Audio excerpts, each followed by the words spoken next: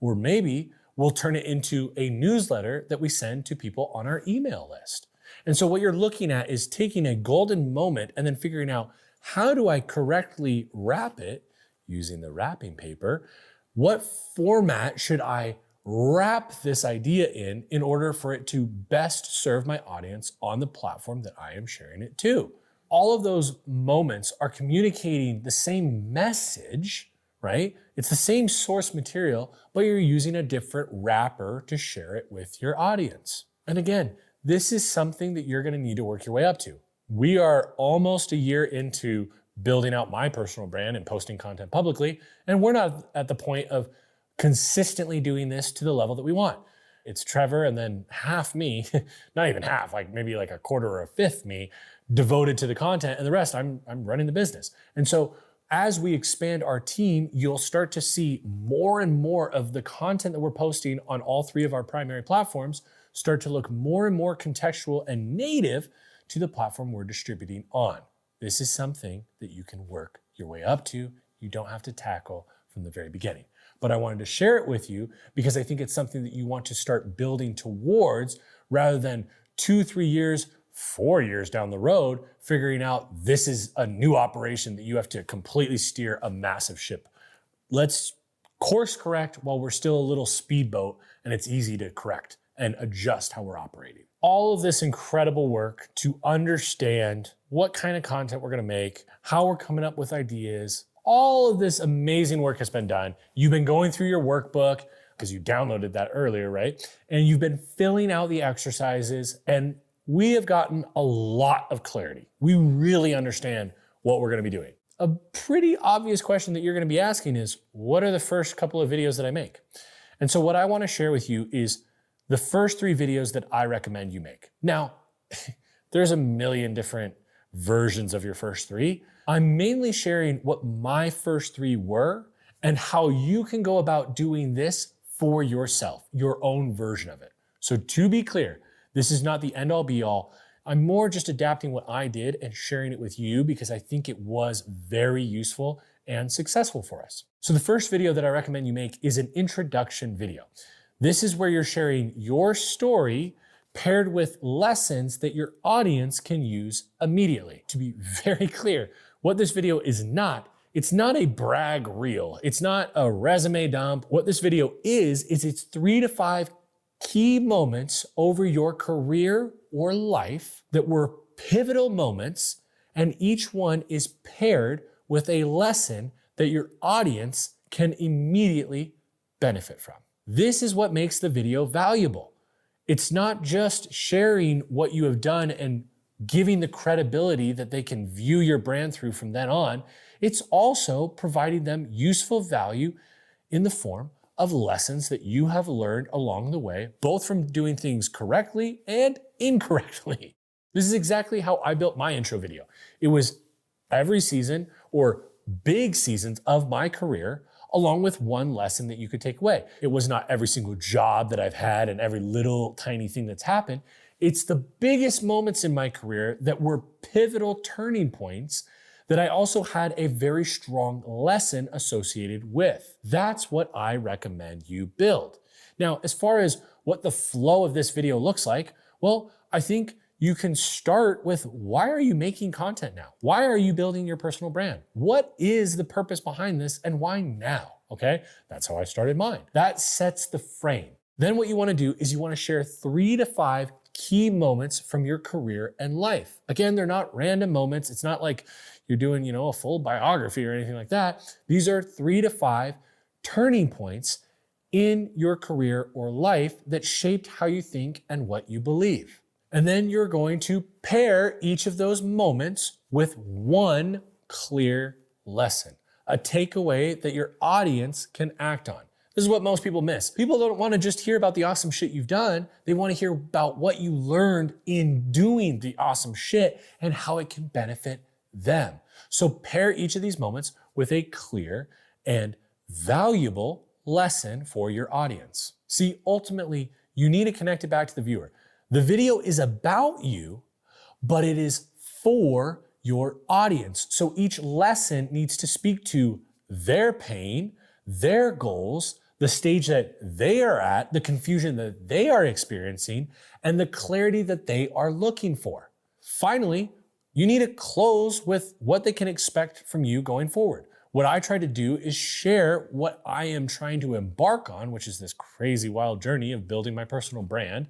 And you want to set the stage for the kind of content that they can expect, who it is for, what you do to help, and maybe potentially you can start to inject a contrarian belief into this introduction video so that people can start to know what you stand for. This is kind of setting the trajectory or the frame for the relationship that you're going to have with your audience in future content. Now, video number 2 is a positioning deep dive. This is where you teach the subject that you want to be known for through the lens of that contrarian belief. My version of this was psychotic. It was a 6-hour and 22-minute course that we put out for free on YouTube. This was a really strong and very deep positioning video. I'm not saying that you need to do that, but I'm also not saying that it should be like a quick little tips and tricks educational video. It's not a high-level overview of your industry or of your space, and it's definitely not something that's trendy or broad.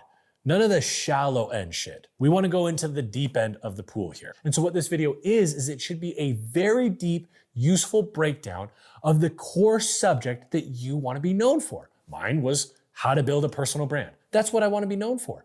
And so my positioning deep video was that. And it needs to be taught through the lens of your contrarian belief. This video, what it communicates to your audience is, here's how I see this space differently and why it matters to you, and then how you can utilize how I view it differently to benefit you in accomplishing the outcome you desire. That is the entire point. That is what my 6.5-hour course was. Now, again, it does not need to be that long. Just make sure that you make it wildly useful. It can be 30 minutes, it can be 45, 60, 2 hours, whatever duration you want. I will say, I would recommend making it at least 25 minutes. And once you start creeping into this like 10 to 15 minute masterclass world, it just becomes almost laughable. Like, it's not truly that in depth. A 10 to 15 minute video is not going to do what we are trying to accomplish with this deep positioning video. Now, the flow that you can take in this video is, one, I recommend start, or at least in the opening, section, start with your contrarian belief. Get this out of the way, get this communicated to your audience so they view the rest of the video through that lens. The next thing is you should probably define the subject that you want to be known for. In my course, I very quickly define what branding and brand is because that's something that I really want to be known for. It's also a wildly different definition of those two terms than the majority of what the industry says. What this does is it creates instant clarity for your audience. Then what you want to do is you want to teach the core belief through a few key breakthroughs, okay? Not 20 surface level points, just 3 to 5 big, useful mindset shifting ideas. Looking at my course, it's 6.5 hours, but there's 4 core subjects that I speak to: brand, content, team, and monetization. I suggest 3 to 5 big things that you tackle within the core subject matter that you're addressing. A prompt that may help you is, what are the few ideas that if I would have gotten them earlier in my life, earlier in my career, would have changed everything for me? Once you have figured out what those are, teach those. That's what's gonna make everything easier for your audience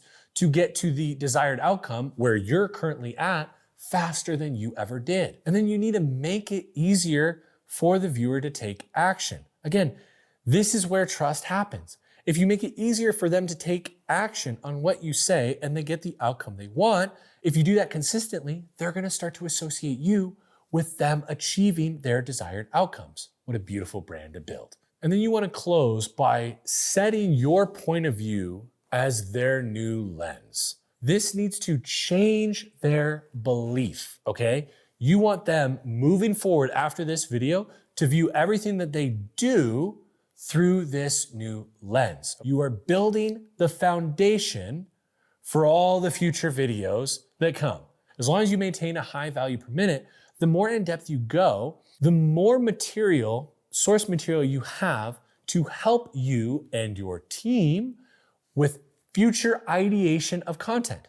One of the big reasons why I did a 6.5-hour course as my second fucking video ever on YouTube within building this personal brand was so that Trevor would have a lot of source material to help him ideate on future content ideas. And then the third video that I recommend you make is an experimental video. This needs to be completely an experiment, trying something wildly different to discover what you enjoy making and what your audience enjoys viewing. The purpose of this video is a creative experiment. You are trying something wildly different as far as the style, the format, and the approach that you take. Even potentially the way that you show up in your delivery might be a little bit different. This exists to help you answer two extremely important questions. What do I enjoy making, and what does my audience want more of? See, if you're gonna stick with this whole making content thing, you're gonna be doing it for years, you should probably enjoy the formats that you make. Why not try to find multiple formats that you actually enjoy making? So the flow of your experiment video could be as follows. Pick a format that you've been curious to try. Here are a couple of options: a vlog, a rant, a voiceover with B-roll, a scripted piece, a highly produced creative video, a simple talking head with a twist, a day in the life with an educational tie-in, a walkthrough or a demo, a story-based video. It doesn't really matter what format you choose. It's more, what one are you most curious about you trying? Then the next thing is you need to make sure that it is completely different from the first two videos. It should almost feel, in my opinion, like a completely different YouTube channel. Your average YouTube guru will tell you you need to pick a topic and a format and consistently do that over and over so your audience knows what to expect from you. And sure, that is probably the best way to get the most amount of subscribers and views on YouTube. But that's also a big reason why a lot of YouTubers burn out really quickly. And so what we're building here, like we've talked about, is a sustainable system that you can actually stick with. The next thing that you're gonna do is you need to anchor it to one useful idea. So my experimental video that I did, the third video that we put out on YouTube, it's called "If You Struggle with Making Content, Please Watch This."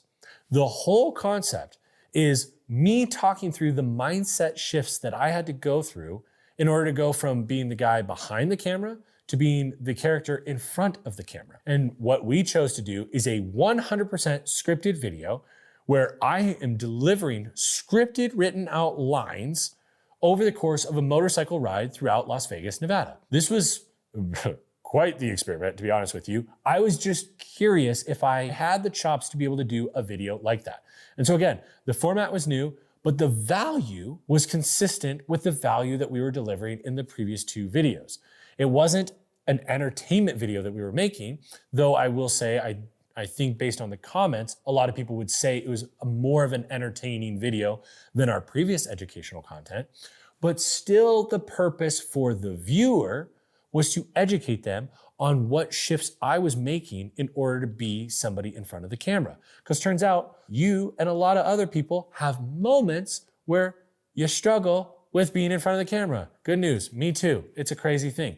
And so that's how I conducted that experiment. What you want to do next is, after you're done making the video, take note of how it felt making it. Did you enjoy it? Like, a big thing for Trevor and I was, during the course of filming that video, there was a couple of, stressful moments or whatever. We're in public in a gas station trying to film a scene and not piss off the gas station attendee and the customers that are in there. But the amount of times that we would both turn to each other and be like, man, this is so much fun. We're having a blast, right? We did another video like this, like the first experimental video in London, and it was so much fun. And so what we learned is like, okay, we walked away with it like, even if the audience doesn't really resonate with this, we really enjoyed making it. So we're gonna continue to make these kinds of videos because we enjoy it. By increasing the amount of content that we make that we like, we increase the odds that we stick with it. The next thing that you want to do is, in addition to paying attention to how you resonated with it, look at how your audience resonated. Here is the key. What you just heard me say is, even if the audience didn't fuck with it, we would continue to do it. And now I'm saying pay attention to how the audience responds. Seems contradictory, right? No. Here's the reality. If the audience wouldn't have responded well, if you didn't care about that video and didn't show interest in it, but we really liked it, we would still continue to do it, just at a very low frequency. Just enough to make sure that we are enjoying making content, but not so much that we, bore the audience. However, what ended up happening is you and a lot of other people that were watching it were like, hey, we'd like to see more videos like this. So now we know that we like making it and the audience likes watching it. So we're going to do more of those videos. So within, I think it was 7 months later, we released another video in that style. And probably 6 months later from that, we'll probably release another one in a similar style. Because again, we enjoy it and so does the audience. And there's your first 3 videos. You now have no excuse to not get started on YouTube. You have to take action. I have removed every bit of excuses that you have. So stop procrastinating, stop waiting for some perfect idea, and get started on the first video, your introduction video. Now that you know how to make content and what content you're gonna make, I think it would be really cool if Trevor and I, my content director, walked you through together how we approached building my personal brand in the first year. In 2025, I decided to start building my personal brand. Up until that point, I had always been the character behind the camera, not in front of it. And in the first year of building this personal brand, we grew the audience to over 265,000 people. More impressively, I would say, is the 44,000 people that we were able to get on our email list. Now, a lot of people share these cool aspirational numbers, but what a lot of people don't do is they do not introduce you to the characters who are behind the scenes helping make this actually happen. And so what I wanted to do in this special video, this special episode, my first podcast ever on my channel, is introduce 2 characters that have been helping make this happen. First, someone you've heard me reference quite a bit, my content director, Trevor Odom. And also my dog, Bugsy. He's going to be hopping in and out probably throughout this, maybe even chiming in with his opinions on how to build your personal brand. But what we wanted to do is go month by month. And so we want to start at the very beginning, which is January. And the thing that I want to start with, which was really funny for me, is I've been doing this is like 17 years now. But I remember I turned to Trevor the first week and I was like, dude, I know exactly what I would say to any client, anybody that we work with, anybody who asks me how to start their personal brand. But for some reason with my own, and I'm sure a lot of people can relate to this, I felt too close to it and I didn't know what to do. And I wasn't exactly sure where to start. Do we shoot photos? Do we so kind of walk me through and remind me really, where did we start with all of this? Basically, my first few tasks was like, okay, we have a limited amount of content of you already out there. Yeah, very limited. I think it was 3 podcasts that you had done? Including one that was 7 or 8 years old from when I was on Team Gary. I remember it was in the conference room, I think, or something at Vayner. Yeah. I remember, basically I took all of that content. In the first few days, I built an AI database of just content. Cause having worked with you for 5 years, I know what you talk about. But at the same time, you starting your own personal brand, I had no idea all of the breadth of the talking points. I knew you're going to hit heavy on personal brand. You're going to go deep into content, but what are those points and what are those main pillars that you're going to stick to? I think you had the brand journey framework. You had the brand journey framework. I don't even know if that's what it was called back then. Yeah. But so all of these things I'm kind of learning for the first time after, I've been working with several other creators to now transition completely to somebody who's starting new. I'd never actually started a personal brand before. I have been on a team that's been pumping hundreds of pieces of content out a week, but I've never actually started one. My first few pieces of priority were I needed to build an AI database of all of your content, transcribe all the content that you had out there, a speaking gig, everything that you had done, which was only a handful of pieces. A couple voice memos and stuff like that I had recorded on walks to try and give you a little bit of ammo and stuff like that, but not a lot. So we did that. That gave me some ideation points of cool, he's going to talk about these select few things. And this is what we can start making our short form content on. This is what we can start building long form content off of. And then from there, I developed kind of systems to stay organized and basically keep us on track. It's funny because we come from teams that are much bigger. Massive. And so it kind of sounds silly that we're gonna build our project management board for all of our content that doesn't actually exist yet. And we're going to organize our Google Drive a certain way and have a file structure, a file naming convention and everything. But in the back of our heads, I remember we were talking about this. It was we're gonna want to stay organized. This might not be us forever. And it's gonna be helpful for when shit actually does start happening. So another thing that I started doing was I set up our Google Drive. I think we purchased a few different pieces of equipment, like one FX3 and Yeah, this main A cam here, that's what we had bought. an FX3 and I think a lens, a tripod, and like a light. Yeah. That might have been what we purchased in like the first few weeks there. And then from there, it was organizing a project management board, which is something like I was speaking to a creative manager on a team yesterday, actually, who was oddly in a very similar boat to what we're doing. And like what my role is, which is he has never done this before. Yeah. And he's coming in. doing everything. Mm-hmm. And he's coming in and he's doing everything. I had not done that before. After a year of this, I'm like, I have a few pieces of advice for you, buddy. Like, and one of the first things I told him to do was open Notion, Asana, Monday, whatever it is, and get yourself a project management board. Set it up as a board view, go left to right. You put your content in there, all your raw footage that you film. You can have Google Drive links, whatever, and you move it left to right of like, this content is for review. This content is ready for review. This content is already reviewed and approved, ready to be captioned and posted. You have a calendar view of all of your content, so that like, this is something that a lot of teams we work with don't have like in place when they come to us. And it's one of the first few pieces that we did and we tell people to do is like, jump in, get organized, and make sure that you can stay on track. And the beauty of it for the person who's on camera too, the talent is they get a bird's eye view of where everything's at, right? Like I know for years the amount of entrepreneurs I've talked to that have gone and filmed a vlog or filmed a bunch of shorts, and then they're wondering, what is the status of all that epic shit we just filmed and invested a lot of my time into? Like, where's the status on that? And what's cool is when you have that system and you maintain that system, then the talent is able to actually take a look and see where everything is in the status, right? And so I think that's really helpful.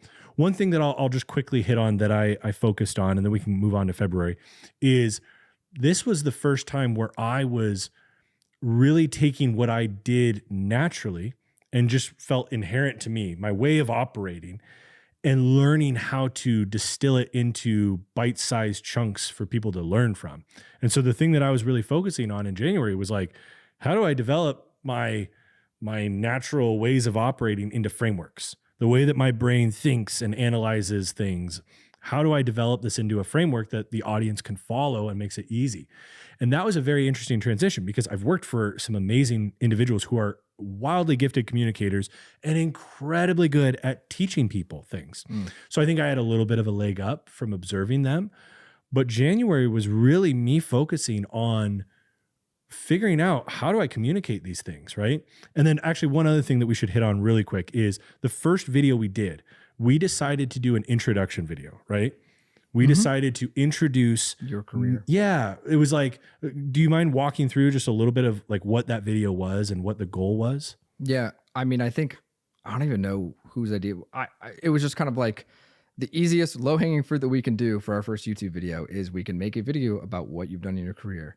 Shocker. Like it's like the lowest hanging fruit that I think that we thought of. And it was like, going back through I remember seeing a ton of old clips of you and D-Rock when I was going through all the old footage of you, transcribing all that stuff. And it was like, there's been a lot of things that you've done. And like, I think a lot of people would want to be reintroduced to who Caleb is now that you've done this for 16 years. Yeah. And so we kind of just laid out your career. I remember we whiteboarded it. We probably have, we have photos. Cause I remember you started taking, you're like starting to document the process. Yep.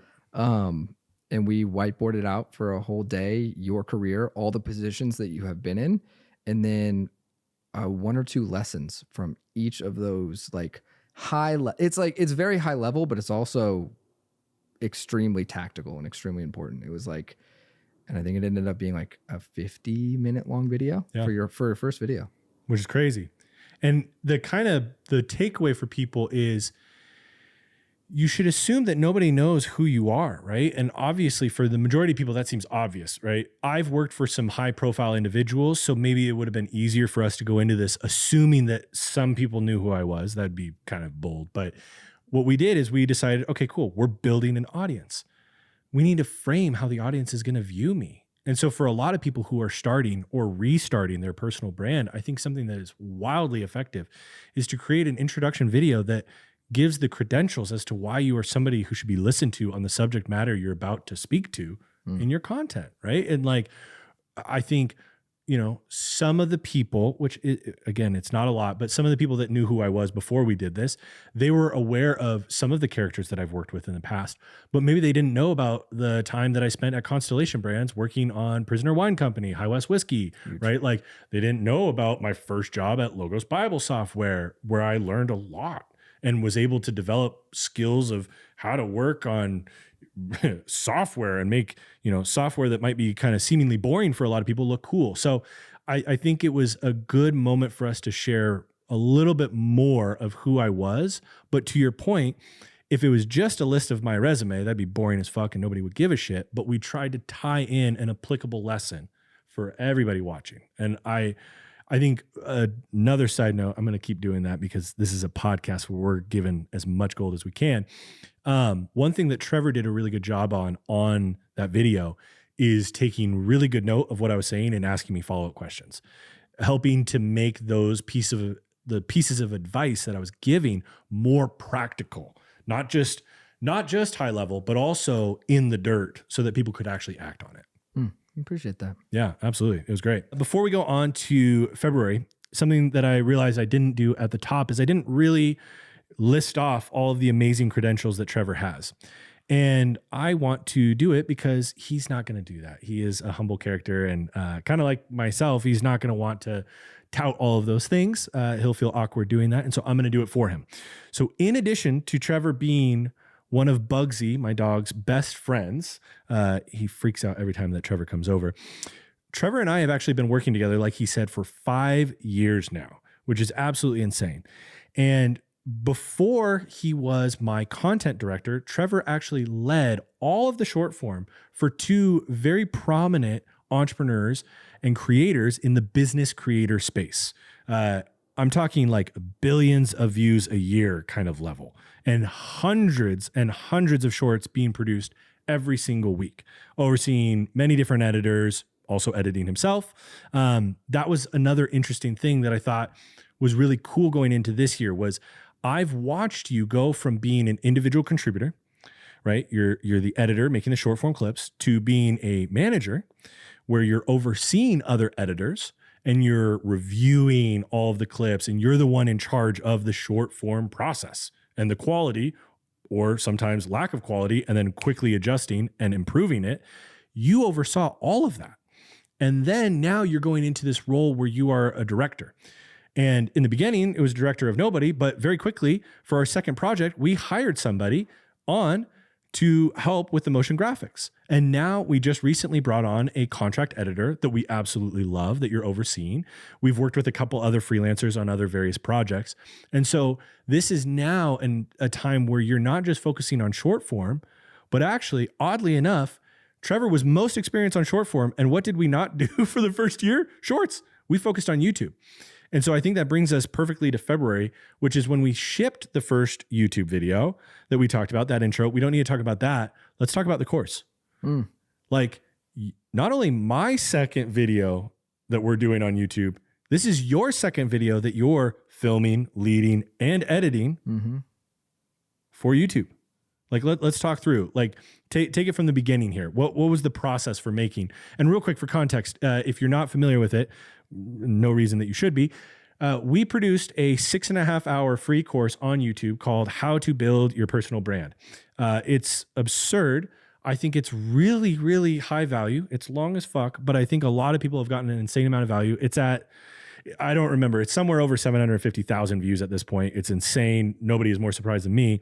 But yeah, Trevor, let's walk through kind of that process. That seemed to be like the biggest focus in February. I mean, as our second video. Well, I kind of reverting back just a little bit, like we filmed our first video end of January. I remember we booked like it was a decent like Airbnb. Yeah. It was just like a small setup. We used a Sony and a Canon, and just we just started. We used what we had available. And then essentially, I remember this because you've actually had this idea for a while. You've told me that you've been eyeing this idea of how to build a brand or a personal brand for a very long time in past roles too. Yeah. But during that film session, I remember we were probably mid film session and you turned to me in the kitchen and you were like, wouldn't it be crazy if we did like some mega like free course that we released on YouTube as like super soon? And I was like, interesting. Yeah. Like that would be kind of cool. And I think funny enough, I brushed it off at that moment, but I think you immediately went back after that film session and started writing it, right? 2 days later, that was on a Thursday that we filmed that video. Mm-hmm. And that Saturday I woke up and felt like a fire under me and felt like I felt compelled to put all of this, to paper. It was a very quick, like, let's set a deadline for this, when this is going to go live. Let's book a space for this. Let's like it. I think it all happened within a matter of a couple weeks where you went from this would be a funny thing that we should do. Like this would be helpful for us and people would get a lot of value from it to, I think a couple weeks later, we're booking the space. I'm looking at spaces in LA to film. It's like I found a warehouse. Yeah. Talk about that. Like, how did you find the space? I wanted to do this for our first video because I remember I saw like screenshots of like Harleys in the background of this warehouse. And I was like, we can put your bike in the back and we can like. That was the main motivating factor, just to be point. very clear, is the fact that we could put the Harley in the set. That was the selling point. But no, it looked like a dope. They don't shoot. I remember the studio manager, whatever, was like, we have never had anybody like shoot audio in here. There's like, it's a place where basically rappers in LA go and film all their music videos. What's the rapper? Kevin Gates and YG were in there 2 days filming a music video separately, not together, separate music videos days before we were there. It was insane. So then there's us. Yeah, there's like us. We show up with like a truckload of like some rented gear. We rented like half the gear. I remember because the studio manager was like, how many people? Like, is it going to be like a 20-person team that's going to come in? You guys have a truck that we're going to have to back in? And I was like, 2 people. They were like, are you sure? We charge if the party's over 5. And I was like, there's 2 of us. There's 2 people that just show up. It wasn't us trying to sneak people on set. That's for sure. But yeah, we booked that space. I had found that on, I think it was like Peerspace or something. Peerspace. Shout out Peerspace. We booked that. I picked it because there were so many different scenes that we could do 3 different scenes. I also picked it because like we liked it because it looked very different from almost every like course or anything that you've seen. Is like, again, rappers use this space and there's graffiti on these like walls. And we're like, it would be cool to set up a chair and a green backdrop and literally film our course in there because it's just so like, it's super cool. But I remember you invested a lot for like, for our second video. For our second video, it was a lot to book that space for 3 days. And I don't even know if you finished writing the video until like 2 days prior. Dude, what's crazy is we were never really done because remember the night before our first day of filming, we were up until probably 2 or 3 in the morning finishing and rewriting a section basically. And then we continued to do that every evening after filming. Because what we would do is, this was our second video ever that we were doing. So we would learn from the film session. We immediately would go back to the Airbnb. I remember we would order, oh man, I can't remember what you're talking about. Yeah, I can't remember the name of the restaurant, but these awesome burritos. And we would get that. And I always made sure to have my 805 cerveza.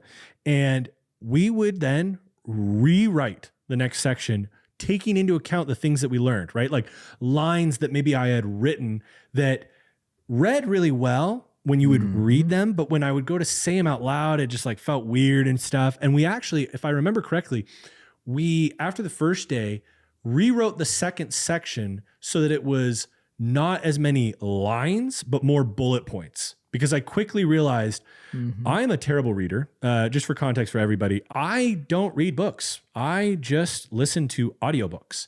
And so what we quickly discovered is it does not work well for me to have predetermined lines. For an intro, sure, we'll script it pretty heavily, but everything else is bullet points to keep me in line. Let's talk through okay, we picked a location, Pure Space. It was really sick. It was really cool. It was very, very expensive, but it was worth it, right?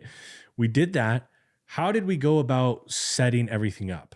Another question is, why did we do different setups, right? Like there's 4 sections to the course, right? We got brand, content, team, and then a very, very quick monetize section. Why did we make them all different settings? I think there's probably a few reasons to why we did that, ranging from we want to get a bunch of different shorts from this, and it allows us to go, for you to switch outfits, for you to get shorts so that we can distribute that on the short form platforms a little bit easier. One other thing, which we never ended up doing, but like we also had the idea at one point to actually split those into 4 different videos after we posted the course and posted them as individual sections. Maybe we'll actually do this year anyways. Kind of like what we're doing with this series this month. Yeah. Which is when we're actually testing it now. We had the idea last year, but doing that, it's also, and this is something I think we realized after, I think for you actually like the change of environment and change of pace, I think refreshes you a little bit. And this is not something I don't think I planned when we had the idea to like switch this up, but it was like, you actually do really good if you have like a reset and you go into a new scene and it looks nice and it's like, okay, we're refreshed. We also shot this over 3 different days. I think it was 3 days, right? It was like 3.5 days or something like that. All right, buddy. So like that also, I mean, it just makes it easier for us to swap every day. I think we did a new scene up until I think I remember we did brand and we did team together. Then we did content in one day, and then we did monetize on the last day. Yep. So it was 2.5 days. So those, I mean, that's probably there's definitely a few reasons why we did that.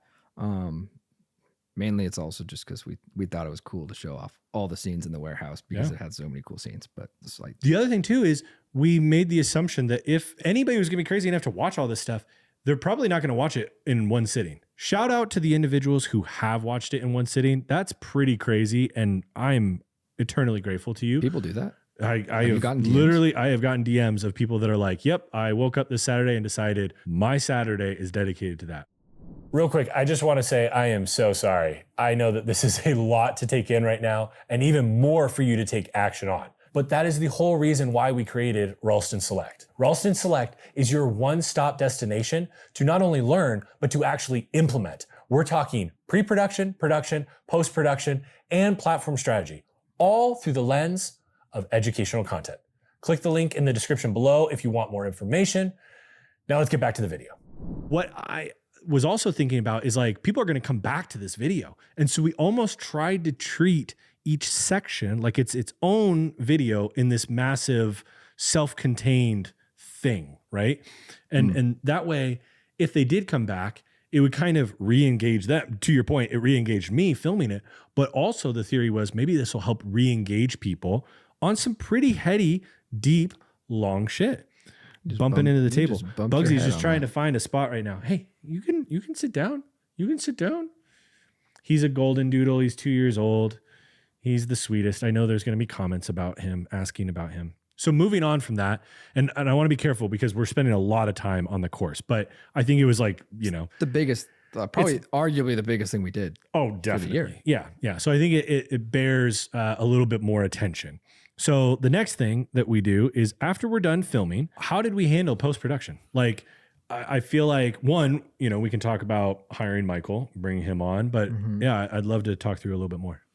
Yeah. I mean, like I said before, you and your ever knowing wisdom knew that if we didn't set a date for this thing and actually like get it done, we were going to procrastinate the hell out of it. It's true. And it's just such a massive project. We would have spent months doing this, but from like start to finish, what did we determine? It was like a month and a half or something. Yeah. From start to finish, from idea to posted was less than 2 months. I started it on February 1st and we published it on April 4th. I mean, as soon as we got back, we went into post-production. I wanted to take a pass at the cut. We had 3 camera angles. We did a basic 3 camera setup. It was nothing fancy. The lighting was nothing fancy. Okay, Trevor, you're saying not fancy and basic, but I want to real quick interrupt you here. Most people at most do 2 cameras. It's true. And real quick, he's not going to say this because we're going into post-production, but real quick, a shout out to Trevor on the production. Trevor was managing 3 cameras, the audio, and he was running the outline. So basically we have a 55-inch TV that we put right below the camera lens, and he was scrolling through the outline because, you know, you zoom into it and you can only get a couple of lines before, boom, we're on to the next section. So Trevor's managing audio, camera angles, making sure focus, lighting is all good, and making sure to keep up with me on the outline. But please continue on the post-production. Mr. Okay. Simple. I appreciate that. Before we even shot it, we actually had a few calls with a few different motion designers. Yeah. Because one thing that we wanted to do was like, there's a lot of people who some people are very visual and like they draw on a whiteboard or something like that. I asked you, you're like, I don't suck at drawing, you guys. My handwriting is horrible. It looks terrible. Maybe one day, but not in the first year. That's for sure.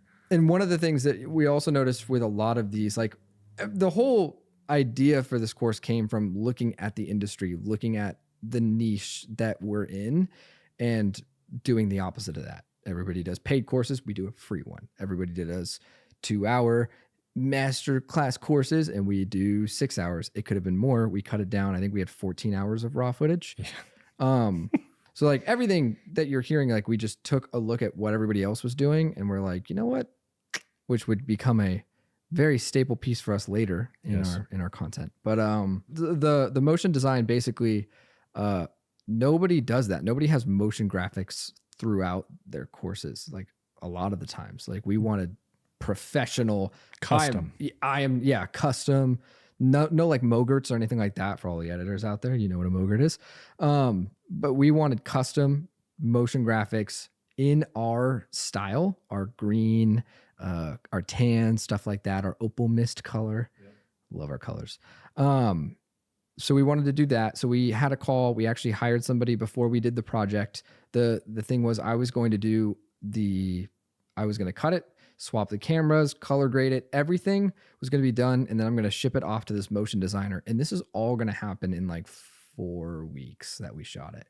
We shot it. Even less because you were going on a trip. Yeah, I flew to London. I had to finish it by a certain day. I think I had less than 2 weeks to cut it and actually and this is a 6.5 hour cut it. And then you and I review it. So I think it was like a 5-day edit where I'm cutting this thing down from 14 hours down to 6.5 or something like that. Making notes in the timeline, grading it, doing the audio, doing a pass on the audio. And then one of the things we wanted to do was review the whole thing together before we shipped it off so we could have a bunch of notes for this is actually a really good workflow that we do a lot of the times. First off, we almost always do an A-roll cut so that you can review it, especially when you're working with contractors and stuff like that. Oh, I was talking to somebody yesterday who was like wanting to know how this workflow. They're like, I'm giving a lot of notes and we're doing like V5, V6, V7. And I'm like, do you want to know how you can avoid that?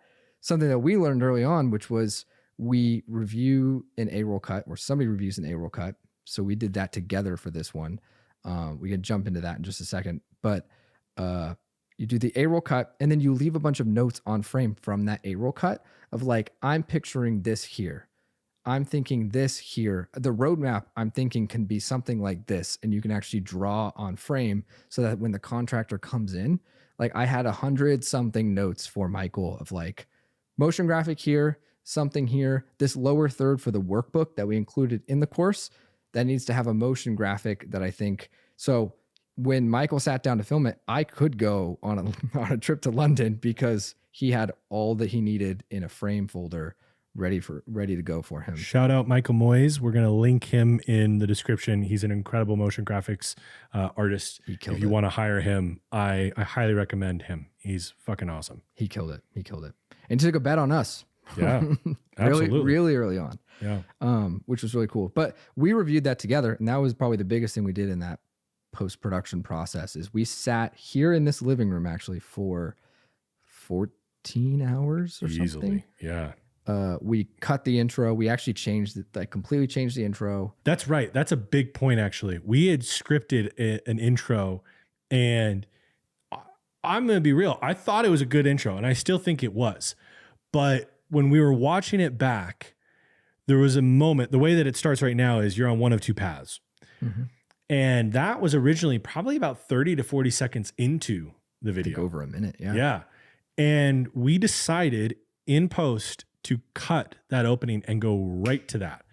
And it turns out apparently it was good because there's a lot of other individuals who are using a very similar intro, which I love. That is the best compliment that you could ever give. But it was something that was not planned. A happy accident. Yeah. Bob Ross moment, big time. Okay, so you do the edit, you pass it off to Michael. What did that look like? I imagine, and this is a moment for all of the creators, the people who are on the actual production team. Like, what were the details there? How did you hand off a 6.5 hour file? But more than that, right? Because you still have to have the source media. You have 3 angles. You have all the different cuts. Like, walk through a little bit of what that looked like. So basically, the handoff for that project was the workflow was that Michael was going to do transparent on alpha, like MOV files for all of his motion graphics so that he can actually just upload those onto a Google Drive. And then I can actually, I believe I downloaded them and placed them in, I want to say. Yeah, you did. Yeah, you were doing the placements. I think I was, yeah. You got all the lossless, or not lossless, the alpha channel files. Mm-hmm. Yep. So that was the workflow there. But like I said, he had that whole frame folder to basically go through, and he had very little questions for me. I had very little text from him when he was actually he's like, he read through it all. He's like, cool. No, I have no questions. Like, I know what I'm going to do. We gave him a lot of creative freedom on like the style. I don't know. I'm not a motion graphic. I do remember we sent him one example, and it was a really cool video with Arthur Brooks, and it was on Harvard Business Review on their YouTube channel. And there was some motion that they did on that I loved. Because I remember he was asking for a reference, and I was like, I don't know. This is our second video. Yeah. And also, like, I could tell you all of the stuff that I didn't like. Yeah. Like, what the majority of the people in the industry were doing for their motion graphics, that was like what I wanted the opposite of. Yeah. And so, man, he did an amazing job matching that. I remember I was like, I'm picturing something like this here, but like, I don't know how you're going to execute this. I give you full creative freedom. And I think it actually bred like some of the coolest shit that like, I remember we were reviewing it. We were like, yes. Oh, damn. Yeah. You're like, holy shit. The heads were nodding hardcore. Yep. But that was that workflow. I think for the footage, it was so much footage and we had so little time. I actually shipped them in SSD and like overnighted it. Yep. UPS, by the way, what the fuck? It's like $300 to overnight a little 4 terabyte. I did not know that. That's wild. Okay. Yeah, sorry. No, that I used your card. Groovin'. That was kind of the process there. It was like a little bit of back and forth. There were a couple different versions, I think, that I was reviewing back and forth. So then after we're doing all of that, we're placing them in, we're reviewing it, we're stoked about it. One note actually off of what you said that I think is really important for people. If you're going to hire somebody, now this shouldn't be a qualifier that I have to add, but I'm going to add it. They need to be good and they need to have a portfolio to show you that they're good at what they do. But if you hire somebody who has a portfolio that shows you that they are good at what they do, trust them. You're bringing them on. If you hire somebody and then you tell them exactly what to do, at least in the creative world, I think you're kind of defeating the purpose, right? Then you're hiring a robot, not a contributor. And we literally, I remember telling Michael, like, man, we want you to flex your muscles here and show us like what you would do, what you think would be cool in this instance, what you think is different than what other people are doing. And Michael had done a wide variety of different projects in the back. Like in his portfolio was a lot of stuff that wasn't this, which was also really appealing to us because it showed that he had a different edge or angle he was coming from. He wasn't like, it wasn't that he had been doing motion graphics for all of these talking head videos on YouTube. Right. Like from what I remember, I didn't see a lot of that in his portfolio. I think he was like a gaming like editor. Yeah. I think, yeah. For like Twitch streamers and stuff like that. Yes. He killed it. Yeah. And it's so sick. And we saw that and we're like, oh, that could be a cool, unique approach here. So yeah, we're giving Michael a lot of love highly recommend, check him out. His shit is linked in the description. Please, if you need a motion graphics artist as a freelancer, he is an amazing person to hire. So real quick, actually. Oh, yeah. I kind of want to hit on that because you talk about leading a team with trust. And I think that that's what you taught me to do when I was working under you in my previous role. And I think that that's how we've kind of ran teams for a while now. I think that's how you've always led, which I think is really cool of like, even the latest, this video and the few videos before this, I was just reviewing them last week from our contract editor, Max Gangster. Shout out, Max. Shout out, Max. Love him. I'm not going to try to say his last name because I wouldn't know how to say it, but apologies, Max. We don't mispronounce, so we just won't say it. That's the key. But that is a huge, like, there have been so many. We did this the other day where we're on frame. Max is leaving us. And first of all, I'm never demanding anything in frame. I'm always asking questions. Yep. Do you think that this would be cool right here? Yep. Would it be possible if we did this right here? And then I'm also including them. Like were having a discussion, I think it was the other night or something, where it was like, let's ask Max. Yep. It was, I think it was if we were going to include this podcast in the full course upload. Spoiler alert. Yeah, that's which right. is awesome. No, it's good. It's good. If you're in at this point on the podcast, sure, we're going to take all the videos that we have uploaded in January, pack them together into one mega course on how to start your personal brand. But we haven't decided whether or not we're going to include this. And we're bringing it, like, I'm going to shoot a Slack message over to Max and be like, hey, what do you think about this? Is this good enough? Like, you're going to edit the footage and see it more than anyone else. Like, and bringing in that level of trust and asking your team, it doesn't have to be like major decisions like, hey, what do we want to do with this offer or something like that, but like bringing them in those creative decisions, giving that creative flexibility. Like Max asked several questions to me in this latest upload on this frame link, and I was like, I think we could do this, but what do you think? And one thing I tell Max is like, if it's not going to be like, I kind of separate my notes from like game breaking notes to like, this is a preference of mine. And I state that in this is like, I love this, but I'm also open to this. Yes. When I'm looking through notes and giving notes to editors, to designers, whoever it is on a creative team. Mm-hmm. And this all just comes back to trust of like, what do you think of this? Like, I'm asking Max more questions of like, I remember what I was going to say. Like, I told Max, if you make an argument for it, I'm probably going to go with you. There's a 98% chance if you make a good argument. And he did it. He was like, I think we should include this and leave this in because it's kind of a humorous moment that shows Caleb's side of like create like little funky side of Caleb. And I was like, cool, heard, let's do it. I trust you. Love that. Yeah. Yeah. It's a really big point. I think the other thing that I would say, and then we should move on to March, is your team, if they're the right characters, and again, that's a stupid qualifier that I have to put in because a lot of people don't realize that. If you hire the right people and you give them that level of trust, they will rise above the level that you are bestowing that trust at. Like I've seen it time and time again. So it's a really good point. I'm glad you brought that up. Moving into March, we went psycho mode, and we had just filmed this video middle to end of February. And then I think about 2 or 3 weeks later, we're like, you know what? Let's do another course level video. And so I wrote the how to lead a media team. I can't remember what the title is on YouTube right now, but the video is like how to lead an already existing media team. And we, I think within 3 or 4 weeks of filming the course, we went out to Joshua Tree and filmed for an entire day. Was it a full day?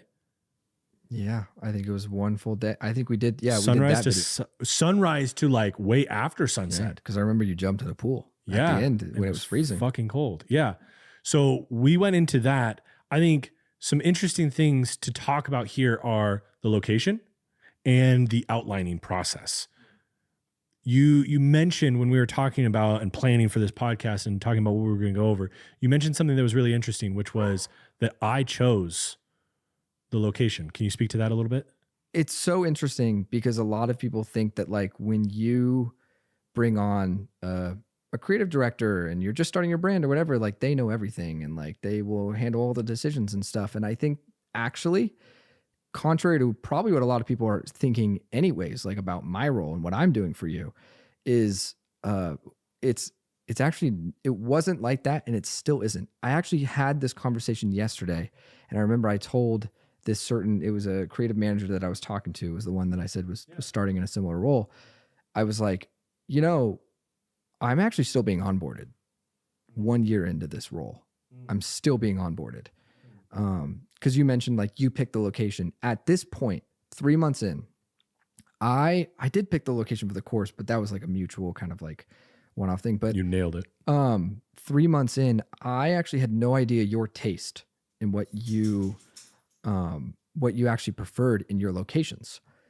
And I sure as hell could not write for you. Like, you keep mentioning that you were writing these videos. I wasn't actually involved in the writing till I think month 5 or 6, right? Yeah, I think so. I think it was like the 3 stages videos when we started it. Yep. And then now we write videos together, which we'll talk about in a bit, I'm sure. But like at this stage, you were writing the videos. A lot of times you were picking the locations and like sending them to me. Like, what do you think? What is the setup you're thinking here? I have some contribution to that. I think a lot of people would expect that I am doing those things and I'm writing your videos and I'm doing all that things. But 2 months in, it is interesting because it's actually the opposite. And it wasn't until month 5 or 6 that started happening. And people do things differently. And I think we advise different things for different teams. But for us specifically, I think what's made the content the best so far and why it feels so authentic and it's so deep and so like, is because actually you're still so close to it right now. Yeah. Which is really key, especially if you are starting out in your first year making content with your personal brand. And it's the most frustrating thing for people to hear too, because one of the most common things that, one of the most common, I should say, conversations that we've had with clients this year is a lot of them wanting their team to handle all of it. And I love the thinking, right? Because it's like, we don't have a ton of time. We're trying to spend as much time on focusing on the business as possible. We don't have a ton of time. A lot of people, I mean, me, I don't have as much time to write content as I did when we started, right? The business has gotten a lot busier.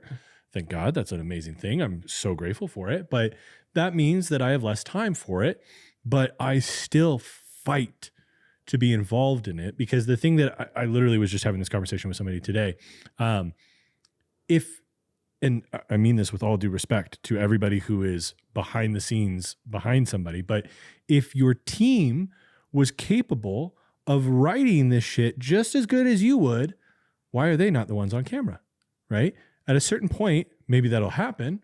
That's starting to happen now. You're starting to come on camera and stuff, but like, it still needs to come from me at some level. Now, what we're going to be working on, and we'll talk about this later, is like this year, we're going to start working on you getting the outlines to third base, right? And then me rounding it home. But if we didn't have the year of the first half of the year, me writing it, and then the rest, us writing it together, right? Because that's how you delegate, you demonstrate, you duplicate, I believe is what I always talk about, something like that. You do it together, and then you have the other person do it themselves, and you observe that. And that's the phase that we're about to go into, and we can talk about that later. But I think it was a really good point to call out, because it's an expectation a lot of people have when they hire a content director, that they're just going to write everything for them and make everything magically happen. But, we've known each other for a very long time. You have a lot more context on me than most people do starting this position. And even in that scenario, we had to do this.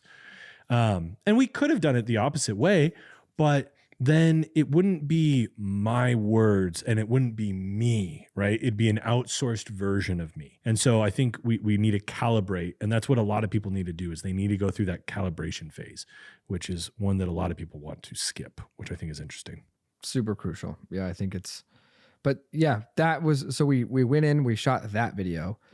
Only like a week prior having posted our first video. So we recorded almost 3 videos before ever dropping one of them, I feel. Yeah, which is crazy. And actually, we would not advise that. A big thing that we preach is you want to use posted content to inform how you make the next content. And the thing that I always talk about, which is so funny, is the last thing you want to do is batch content too much, because then you have that sunk cost fallacy of like, well, we filmed all day, we might as well post all of this. But what if you learn that what you did in the film session was completely bullshit and it ruins the rest of the videos. Well, then why would you keep posting it, right? But you know, we worked with the reality that we had. And the reality that we had, this is the real God honest answer. I was fucking motivated and I was stoked. And we took advantage of that. Instead of spacing everything out, it was like in the matter of 2 months, we filmed three videos? No, 4 videos. We filmed that intro video, we filmed the course, we filmed the media team video, and then in April, we filmed the if you struggle with making content, watch this, which was a completely different format than the first 3 videos that we filmed. Now, we're saying this, but the video I'm describing, that if you struggle with making content, please watch this, that was the 3rd video we released. This is moving into April now. Can you kind of share why we did that and why we approached that video the way that we did? So let's tackle the order of upload, because we filmed the media team course and then we filmed this, but we uploaded them differently. Explain that. I mean, the media team course was a 2.5 hour video. It was going to need more time in post-production, especially because I was handling the post-production entirely on that video. We weren't outsourcing to a contractor or something like that. And that's something you'll kind of notice. Hi, buddy. That's something you'll kind of notice for all of our, like, we did 1 video every month of our first year, only 1 video. Which to some, I mean, when they look at the run times on those, to some it's impressive, and to others it's like 1 video only. But that is the resources that we had on a solo team. And the cadence that we felt like I could stick to. We wanted to do something that we would do the entire year. Sustainability going into the If You Struggle video, that was the biggest thing for that video is I remember when in the first few weeks, it was like, wouldn't it be cool if we started doing some crazy shit? Like we got a car mount and we did a video on my bike. You'll notice this is a theme. All of our videos come from like one of us being like, especially Caleb being like, wouldn't it be crazy if, and then we actually do it. And then we set a date and we actually do it. But the biggest part of that video was sustainability. It was, we wanted to make a video that we don't actually know if it's going to do well or not, but it's just something completely different. That video was a shot by shot, that was scripted. It was completely shot listed, 100% shot listed. And that was our first video that we actually did that. It was insane. The other thing too is I remember we were about to upload, like we were planning on doing the media team video. And then we were like, oh shit, our first video was 54 minutes. Our second video was 6.5 hours. And if we upload this next, our third one is 2 hours. We're setting the expectation that we only upload mega videos, which if you look at our channel, a good percentage, I'd say there's 4 mega videos now. So of the 8 videos or 10 videos that we released in 2025, I'd say 4 of them are pretty beefy, long videos. But we didn't want to set that expectation that that's all we were going to upload. I remember the other thing that we talked about was like, I wanted to see how many different styles can I do? Like, and I'm going to share this. This might sound a little egotistical, but I promise it came from a place of not knowing, and there was no ego involved here. But I wanted to see, like, can I show the audience that I'm capable of communicating in multiple different ways in the very beginning of me communicating to people? That was insane. Like, I remember every shot is planned, right? We're resetting the camera, either you on the fucking Ronin or the tripod, resetting it in public with traffic, with other humans, like everything. There was a moment where we're filming in a gas station and I'm literally like thanking the lady at the checkout. And then I turn to the camera and start talking with her right there. And I gave her a warning, but she was definitely like, what the fuck is going on? This is so weird. Because it was very weird. This wasn't in like downtown Vegas or anything. We filmed it in Vegas, but this was on the outskirts of Vegas. This was closer more to like, you know, the mountains and Red Rock and everything like that. And so they were looking at us like, what the hell is going on? But that was an interesting one because this was the first time that we learned a lesson that we'll learn again and we'll share with you again in this. But Preparation. Yeah. We ended up shooting this video over 3 days, wanting to get it done in one. Like we flew out, your best friend, Jordan, to drive the truck while I hung out the back and grabbed rolling shots of you on your bike. Yeah. And to be very clear for all the law enforcement individuals watching, he was secured with a seatbelt in the back. A singular strap that was like, I remember Jordan looked at it and he was like, I don't know if that is actually going to work, but do you feel safe? And I was like, yeah, I feel, yeah, we're okay. Safe enough. I remember realizing really quickly when I'm setting up these cameras, like the first time we tried it, we said we shot listed this whole thing. We had a very loose shot list. Rough idea. We had not. And then I think the lines were there, but I think the Yes. shot list, the lines that you wrote were good. The shot list was just like, probably a medium shot somewhere in this gas station. And I don't even know if we picked the gas station. No, we just like saw it. We just were driving and found the coolest looking one on our route. And we got to, the sun was starting to go down and we had our rolling shots and I think that was it. We barely had any. I remember there was a moment where we were trying to figure out the next shot quickly and we realized this is not a good idea. We should just lean in fully to rolling shots. Mm-hmm. Which was an amazing pivot. I think that was your pivot on the fly. I think it was just I think we were all getting frustrated that like, this is not going very well. Yeah. And it's because we didn't prepare. And this is a lesson. Spoiler alert, we'll learn again a little bit later. But like pouring dozens of hours into a video that's 10 minutes long is essential. Like for this video, we then went back to the drawing board and I think Jordan had to fly home. We had to do it on a separate day. And I think we recorded 2 other days. But we went back and we spent a handful of hours shot listing this, every shot by shot. This is going to be here. We are going on Google Maps and we're doing satellite images and like, this is the gas station that we want. And I'm thinking that this is the setup and this is the shot. We know where we're shooting, exactly where we're shooting it. And we took a whole nother day. We went back out and shot at a bunch of different places. We had already gotten the rolling shots, the shots of me looking at the camera and talking while I'm riding with my helmet on, which by the way, those are actually moments where I am literally saying the line. We re-recorded it in post for most of them because the audio was a little tough with my 2021 Harley Davidson Road King special, as loud and as aggressive as it is. We had to re-record them. But like a lot of those lines I'm saying and looking at the camera as we're riding. But anyways, now we're going to film the talking shit. So we go out and we're going to all these locations and doing this. We're filming in public. Like you said, we went to a restaurant. The waitress was unbelievably kind. The manager, on the other hand, was not so stoked. I don't know if you remember that. Yeah. At the end. But I was like standing on a booth getting that top down shot of you, just like, and the waitress was super cool. I wish we had a behind the scenes photo because you would look into the booth and you would see I'm sitting there eating, and on the other side of the booth, Trevor is literally just standing on it with the Ronin and the camera, like to get those high angles and everything. I mean, we probably looked absurd to anybody, but we did it. And one little tip actually that I'm going to throw out there that I've never mentioned ever before is for anybody who is trying to film publicly around other humans where they're going to be looking at you.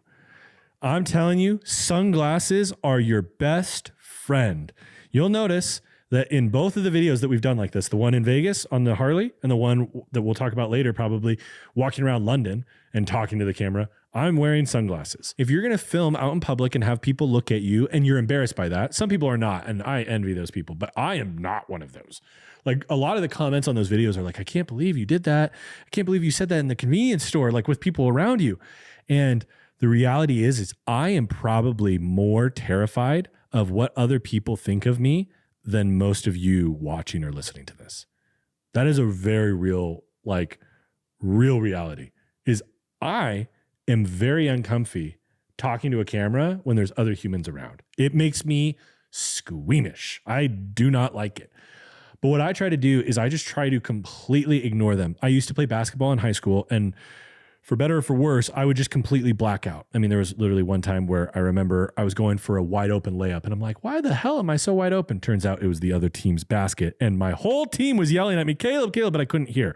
And so I try to channel that kind of same energy when I'm filming in public, is like, how do I just completely ignore the fact that that dude over there is looking at me very puzzled?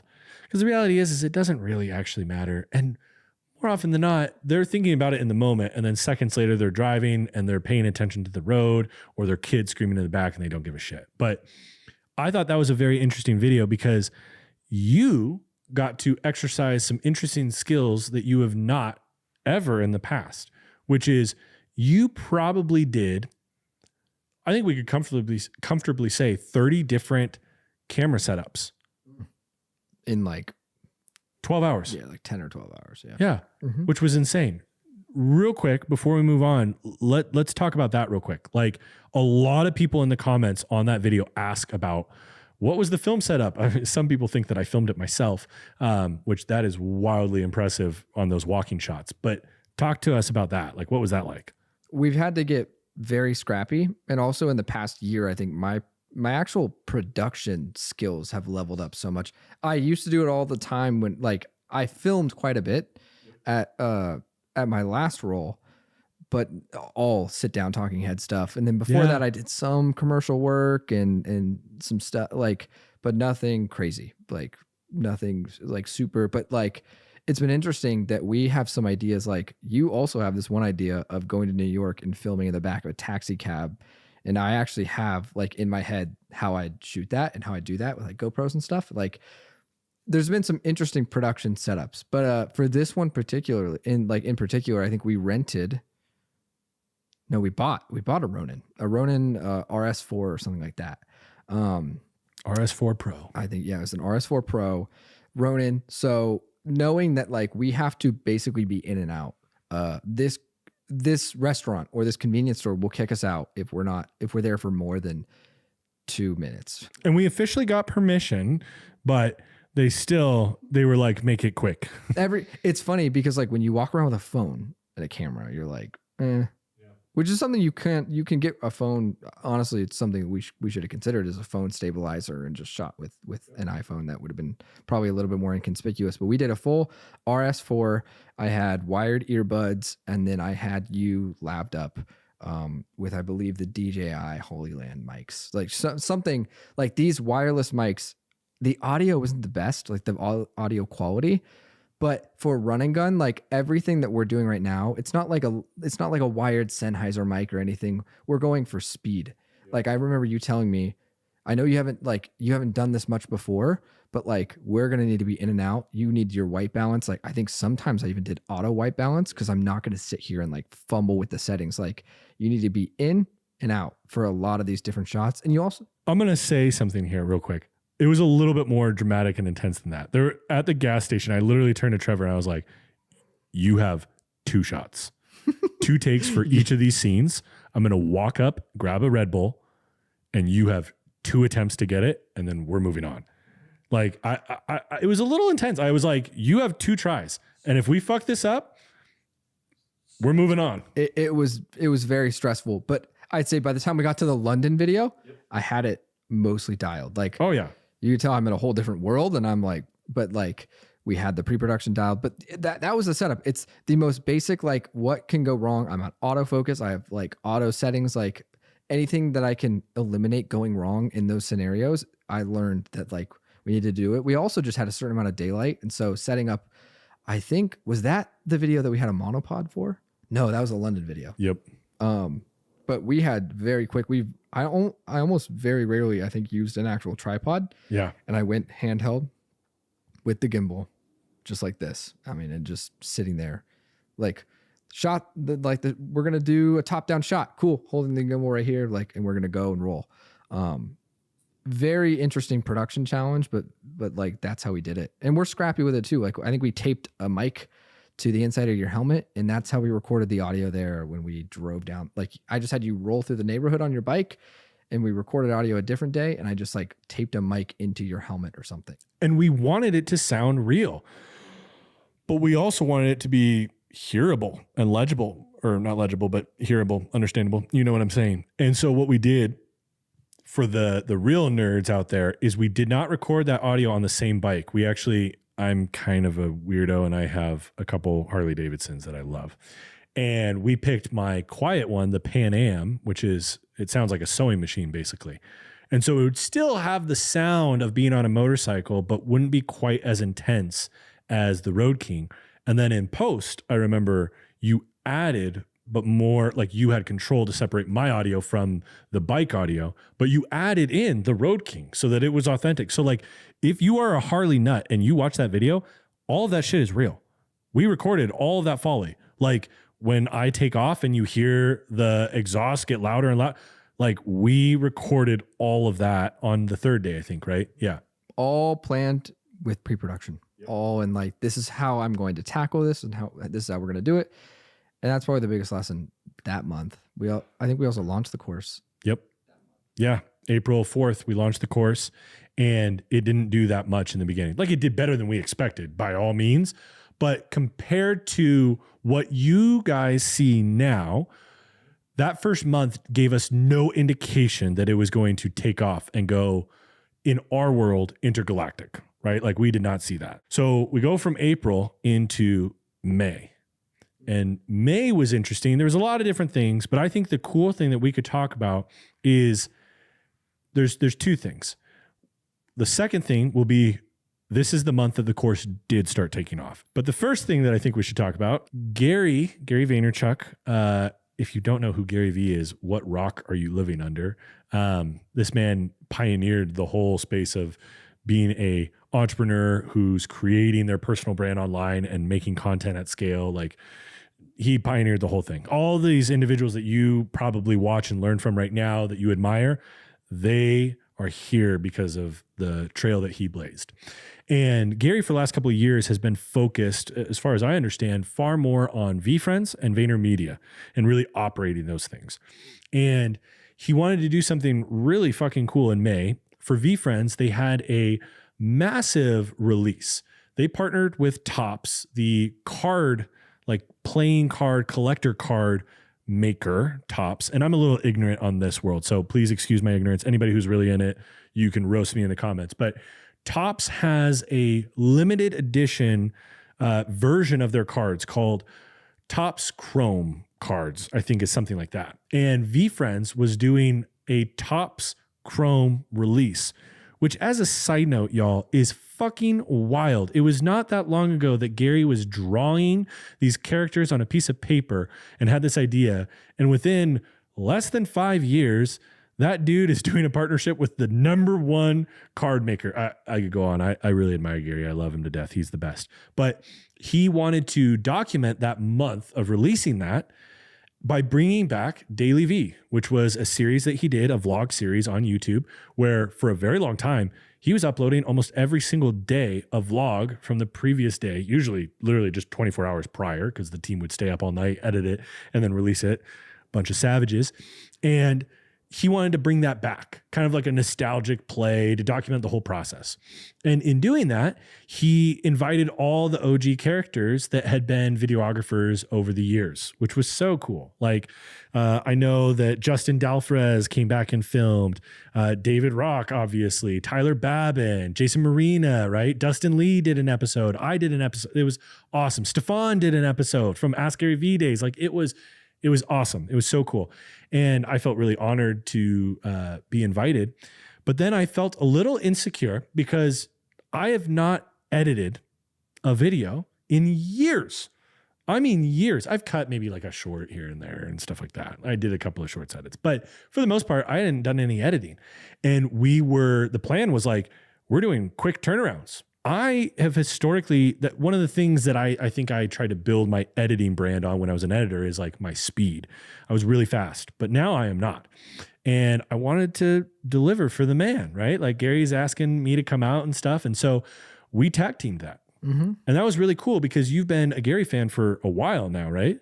That's how I got introduced to you. Yeah. It was through a fellow. Yeah.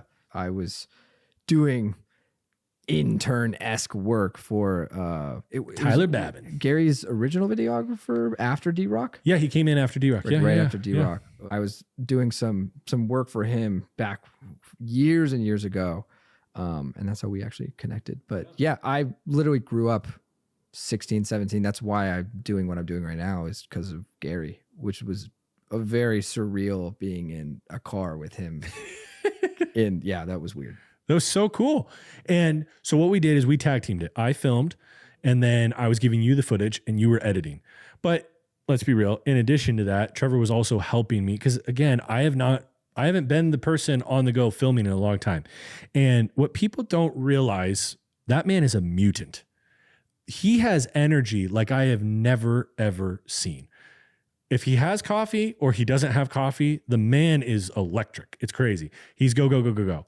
To this day, he's still that way, right? I saw it. I witnessed it. Yeah. I had heard stories. You had on our last team, you so many times were like, I've been in this scenario, trust me, with Gary. And like, bro, Gary would have me up for 3 days straight, and I'm taking a private jet flight trying to sleep and edit at the same time. Like, I heard it and I was like, yeah, you worked hard, but like, I don't know if I realized the extent of how this man moves until I'm traveling. Because I was editing, but I was traveling with you while we were going. Yeah, like Trevor was helping me carry the bag with all the fucking camera batteries and stuff like that. Like, you were helping me with that. You were helping me grab headphones, like all kinds of things. I mean, I remember we were standing in the auditorium where the convention was happening, and I hadn't eaten in like 9 hours. And I have a fun little thing where if I don't eat for a super long time, I get like low blood sugar, shaky, and I end up fainting. And so Trevor like ran and grabbed me food and stuff like that. Like, that was super helpful. Back in the day, I didn't have that. I would just grab like my blood sugar was low. So it'd be like, oh, there's a Snickers bar in the green room. Cool. I'm just going to down the Snickers bar real quick.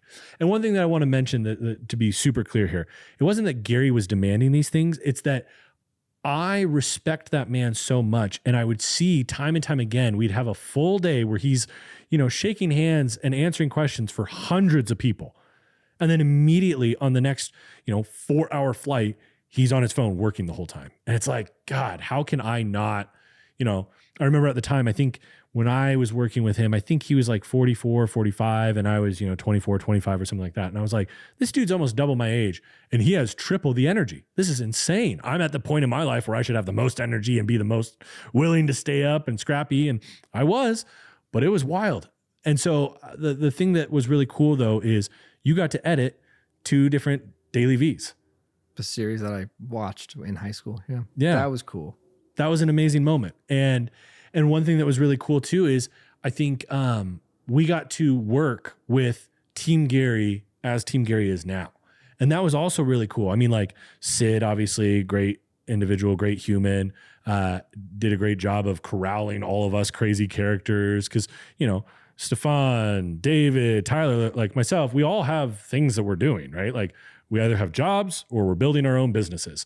And the fact that Sid and the team were able to help corral Nerea. Everybody was able to help corral all of these moving parts and make this actually happen, right? Like, shout out Victoria, like awesome EA, like that was super helpful.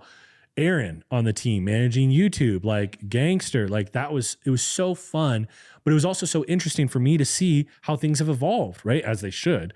But that was kind of an interesting moment, but it was cool for you to see some of the behind the scenes of the stories that I've told and stuff like that. The war stories. It was all true. He just moves. He just doesn't stop. He is awake 3 hours. Like I remember we did like 5 cities in 3 days or something like that. Yeah, it was wild. Somewhere in Canada to somewhere else in Canada. New York. Yeah, to somewhere else in Toronto, New York, Orlando, Atlanta, back to Vegas, like insane. And he just moves. He just doesn't stop. Don't meet your heroes, but my respect for him only grew. Yeah. Of just like seeing him interact. Like he always makes time for people. He never stops.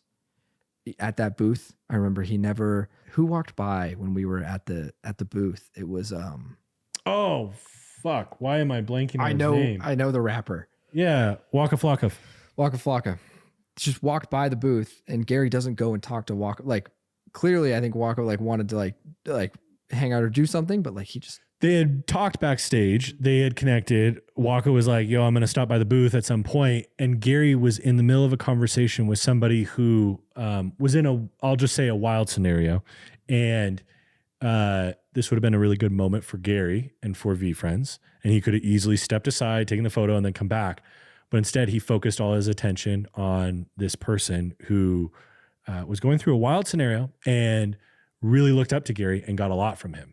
And I remember like both of us, that like was a crystal clear moment. The thing that I noticed too is, we've been able to work for some great people. We've been able to work with some incredible characters this last year. And a lot of them have huge personal brands and are talked about a lot online. But there has never been a human that I've walked through a public place with, not one person, who has more people stop to ask for a photo. But even more than that, people whispering, being like, oh my God, that's Gary V. I don't want to bug him, but wow. Like, I've been watching him since I was in junior high. I've been watching him since I was in high school. Like, incredible to see. And I think for me, it was a moment where this was about halfway into us building my personal brand. And I just remember I never have ambitions of ever being at Gary's level, nor do I think that I'm capable of doing that. That man is on a different level. But I remember thinking, okay, with the audience that we're building, I really want to act like Gary and do what Gary does, which is put the audience first above his own self-interests. At times where it is so clear how much it would help him, he still chooses the audience. And I thought that was so cool. And that's something that we've tried to take into the content that we make, right? Is like putting the audience first. Like, for example, we got my dog here who's kind of disturbing things and stuff. And we didn't have really any time other than now to film this podcast. And it's a little distracting. And this is your third podcast. And you've been doing this despite him being like in the background. And that's distracting. See, that's distracting. But we're still trying to do this because we've never done anything like this. We've never shared this kind of information on our approach to growing my personal brand. And it's a tiny little way. It's an insignificant example comparison to what Gary has done. But it's one way that we're trying to apply and live that out in what we're doing, which I think is the coolest thing. So May was fun getting to work with Gary again and hang out with him and travel with him and seeing him in action. It was really fucking cool. Trevor also edited those daily Vs. Like, we got done with that trip. And like he said, it was like 5 cities, 6 cities, something crazy in a very short amount of time, like 3 days. And we were exhausted. And I turned to Trevor. I'm like, oh man, I'm so excited to go home and get cozy in my bed and sleep. And he's like, I'm so excited to go home and get cozy with the editing, because he still had the videos to edit. So shout out to Trevor, and shout out to all the editors that don't get mentioned, but stay up all night editing content for the people who are in front of the camera. You deserve more acknowledgement, in my opinion. But beyond that, we go into June, and this is when, like, May is kind of when I felt like things started picking up, because the other thing that I forgot to mention that we'll just hit really quick is in May is when the course took off. May 1st, the course was at 49,362 views. So that was after a little less than a month of being up. And it, for a while there, was looking like it was actually flatlining on YouTube. And to be clear, 49,000 views in the first month is fucking absurd. We never could have dreamed or imagined. Yeah. Like, so that's where it was at as of May 1st. As of May 31st, it was at 165,161 and climbing every day. I mean, to this day, we're still getting anywhere from like 2,000 to 4,000 hits a day. Like, that's where the curve absolutely took off, and this thing just took on a mind of its own. And I think with that, also put the, because we made a workbook associated with this course. I don't know if we've actually talked about that.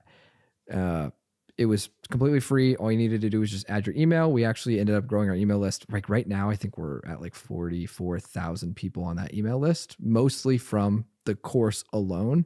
But that was when I think up until this point, we've been spending a lot of our time in pre-production, production for our YouTube videos and having fun.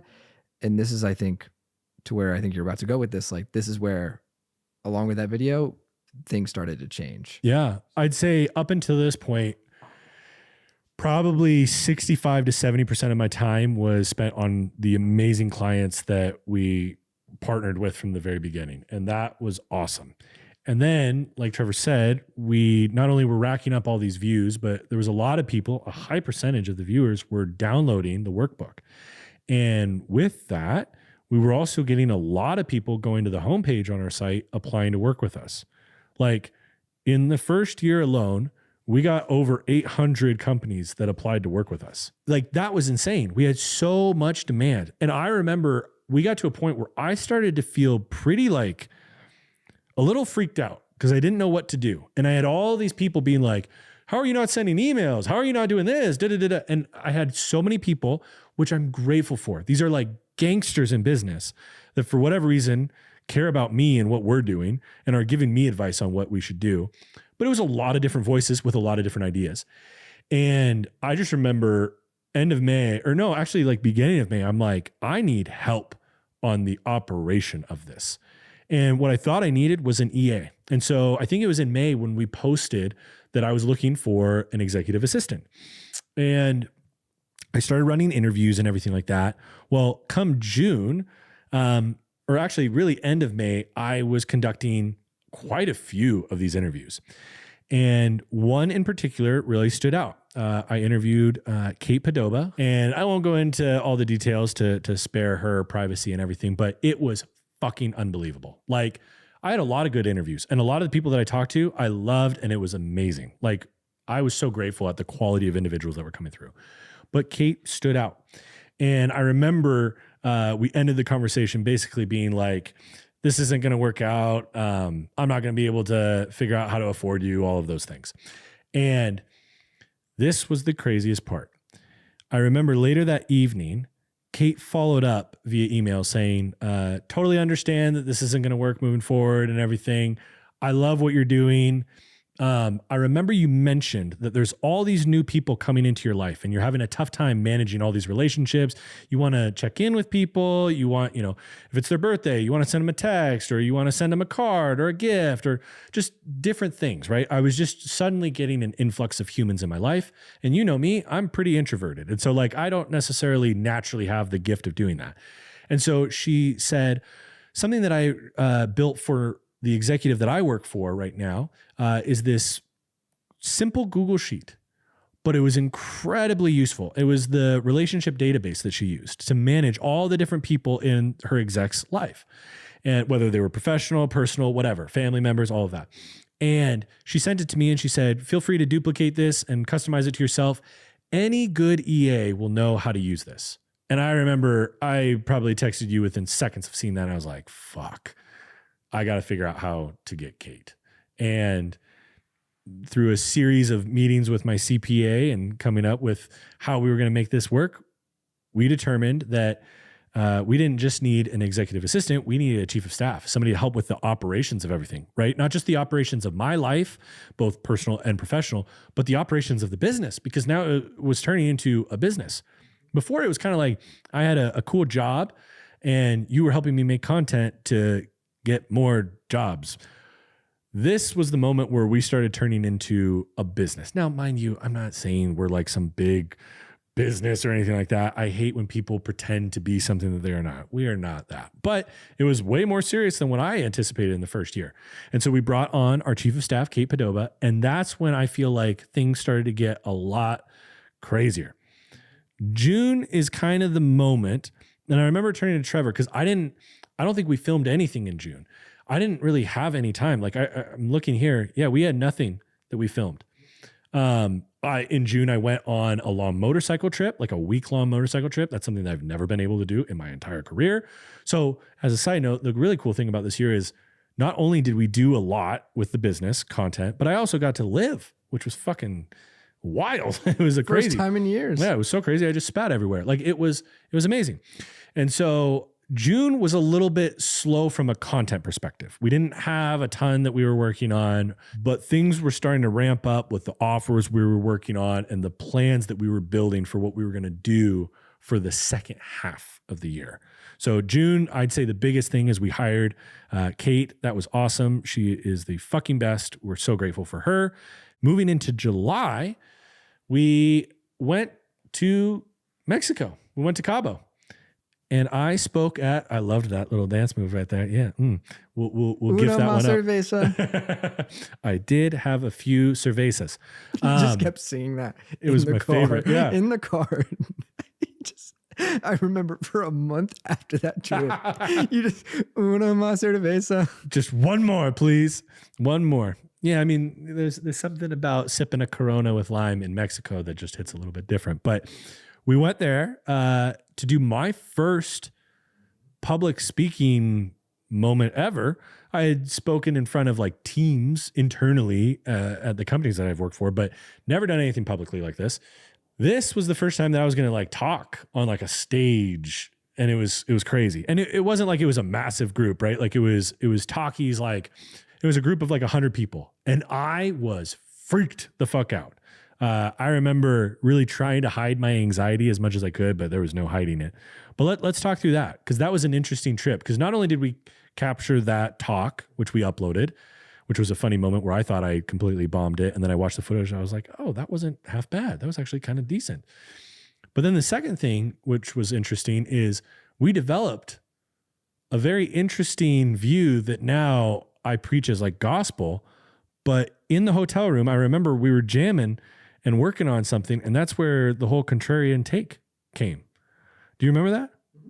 Yeah, I feel like we get some gold when we go on trips. It's funny. I've discovered like when we're traveling for all these shoots, because throughout the year, we basically have shot, I think like 2 videos in Vegas itself. Yeah. And the rest has been Airbnbs and Joshua Tree and Utah and all these different places that we go. For some reason, I think it's just because we're in the same room together. That's where we come up with, I think, some of our best ideas. One of them was like we were analyzing why you were talking through why certain brands or personal brands can blow up when others don't. And I think that's when you discovered the 3 levers of brand positioning. Yeah, the contrarian take, the delivery, and the wrapping paper, and the most important being the contrarian take. We were just like looking at the clients that we've worked with this year, who was having crazy results versus like mediocre results, because that's the reality. Not everyone was like a fucking banger this year, by no means. And the big unlock that was so wildly clear was all the ones that were doing a really good job had a contrarian take, either a belief they held that was fundamentally different than the other people in their industry, or a contrarian action, right? Like they were building a luxury treehouse hotel in a world where like luxury and outdoors is not typically associated, right? They viewed that you could build a strong business and manage a big business effectively while also prioritizing your family and spending time with your family. Like these were contrarian takes, and we were starting to notice like, oh man, these things are really standing out. Then I started looking at people that I've worked with in the past or worked for in the past, or other creators that I admire from afar, and started looking like, whoa, all of them came onto the scene with a wildly different view than a lot of others. And at this point, like you mentioned, we were starting to have some success with our content, and it was way more than we could have ever imagined in our first year.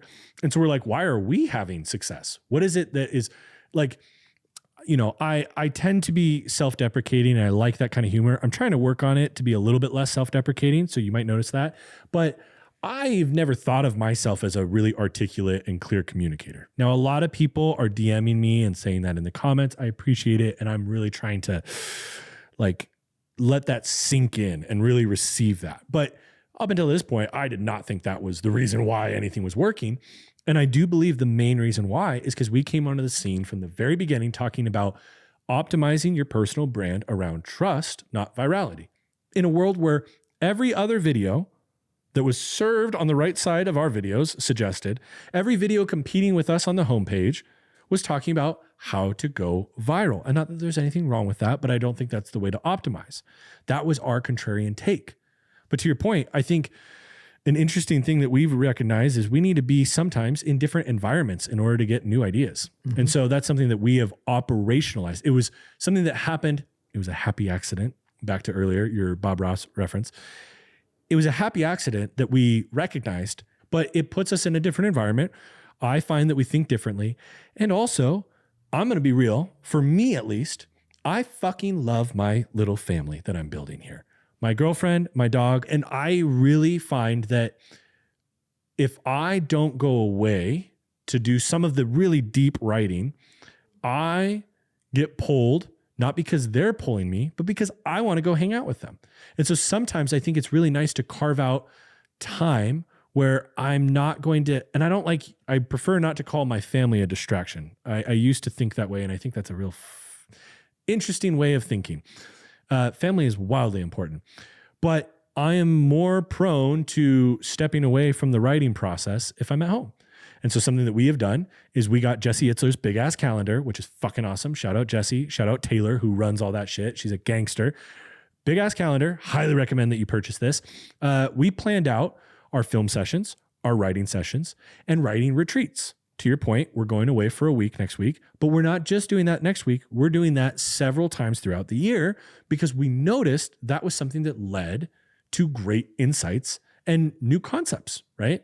And so I think the lesson for everybody here is, it sounds so weird. Observe yourself in your process. If you are doing something that leads to something great and it happened by accident, turn that into a process. Operationalize that shit, right? So I think that was very interesting. Huge. No, I mean, that's what it is. Like all year, it's been constant iteration, not only on the content of like those little things of like, oh, we operate better this way, or we like to do things this way. That's constant iteration there.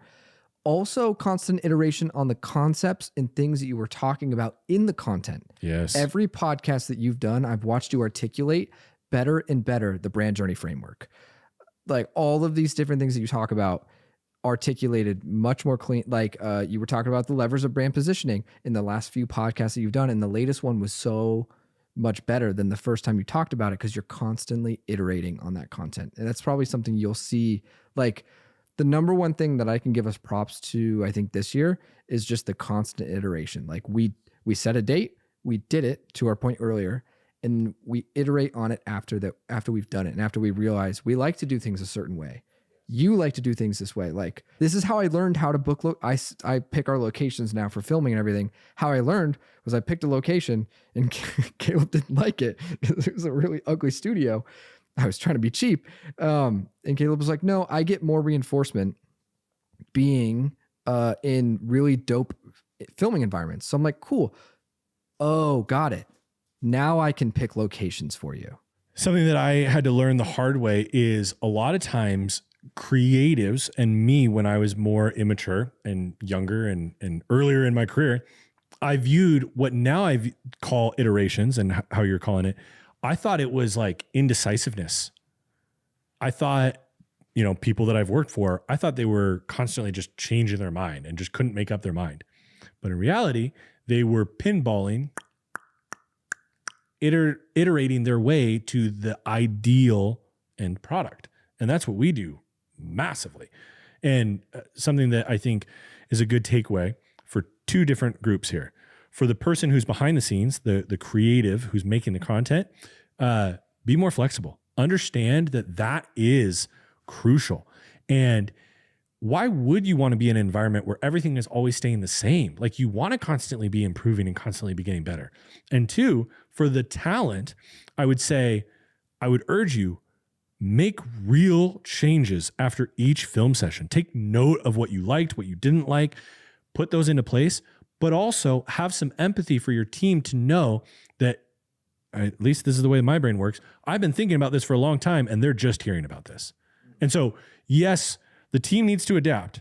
Like when I come to you with a crazy new thing that I want to do, you do need to adapt to that, but you do a good job of doing it quickly. But I also think, at least I think, I try to contextualize it for you. I try to address the fact that I know I'm changing my mind. I said the exact opposite last week. This is completely different. I know this is a pain in the ass. I know you've already sunk 12 to 15 hours into this project, and I'm telling you we're doing it completely different or we're scrapping it all together. And that's fucking painful. But I think if both parties have a little bit more empathy for each other and a little bit more understanding that ultimately both are wanting to make the best product, it will be viewed less as whiplash and more just as you said, iterating. I think that's probably the number one takeaway so far in this entire podcast is like, if you can operate like that for your first few years of your personal brand, you will grow. Like I take notes when we do this thing. I'm taking notes and we're iterating and we're just like those things time and time again. If you do 1, 2, 3 things better on every shoot that you do, you eventually get to a place that's really, you're in a really good spot. I agree. I completely agree. So stop staying stagnant, everybody, and stop doing the same things over and over, right? What is it? Definition of insanity. Everyone talks about is doing the same things over and over and thinking you're going to get different results.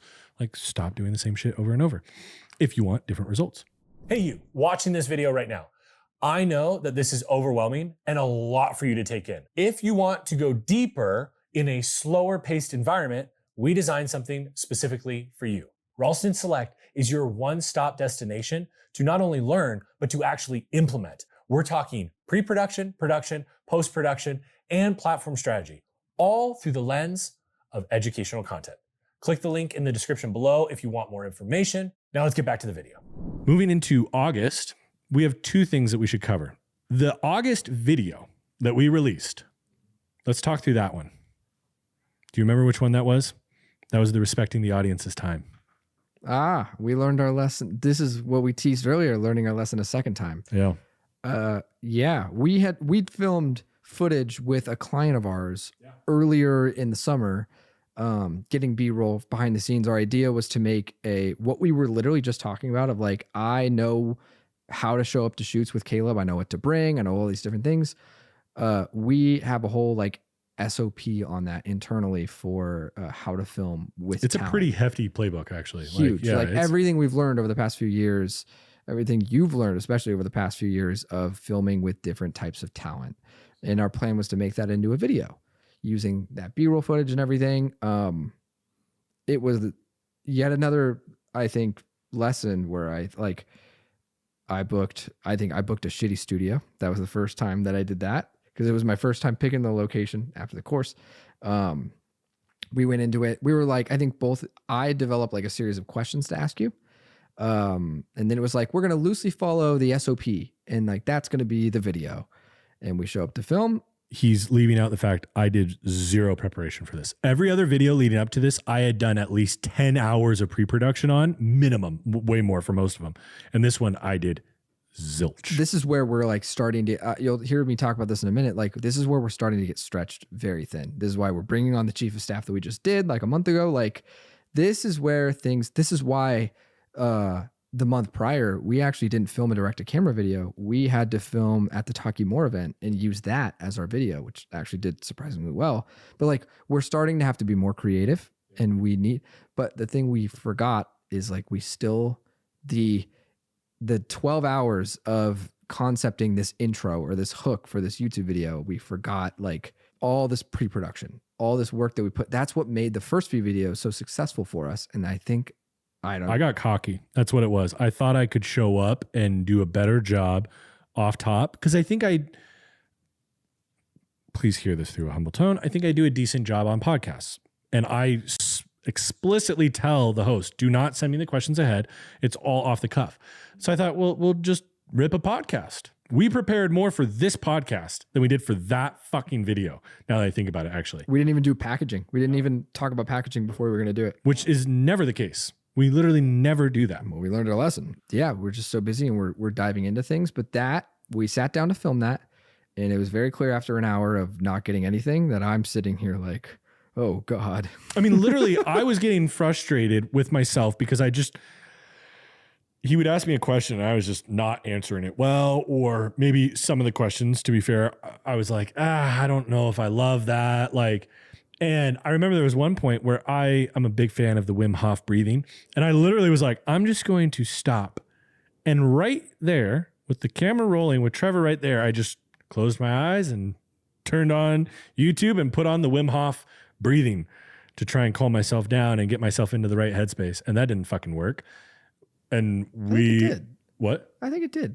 It calmed me down a little bit, but we still tried to do the video and it was still like that. I think that brought about the pivot. Yeah. Which fair. was like, good point. You know what?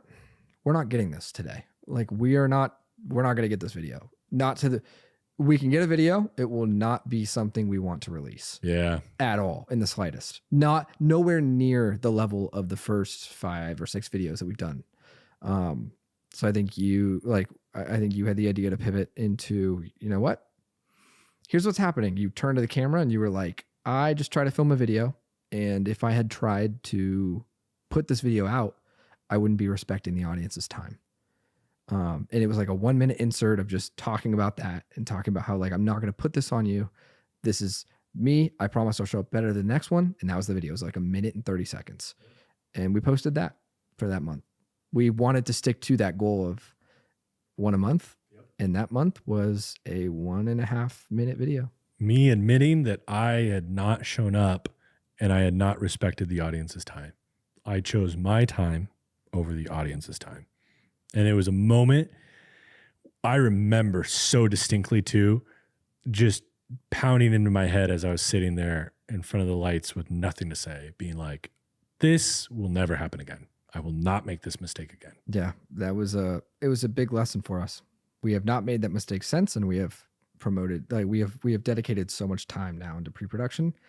We're like, I think the next video, or maybe it was the one after that, I want to say we put 12 hours into just the intro of just like beating up this intro for a whole day. The next one was the brand strategies video.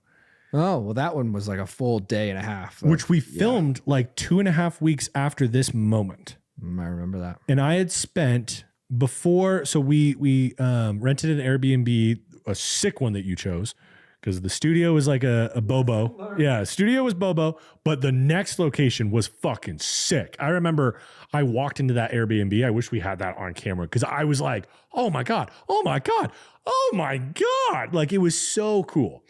And leading up to us being out there, I had probably put maybe like 5 to 8 hours into the rough outline, like the overview, not details, right? Just an overview, because we did not have that much time. Like Trevor said, I was really fucking busy. This is a point where like things started getting crazy. And so I didn't have enough time to be able to do this, but I put like an evening and a Saturday morning into it. And then I think we went out on I want to say like a Wednesday night or something like that. Thursday morning, we woke up and what were we doing? We wrote the whole video. I think we just rewrote it. Rewrote it. Yeah. That's actually a trend. Big trend. We've like, you've taken like the first stab at it and then we sit down. From this moment on, I think we've done that with almost every video, which is like you do like a rough draft at it.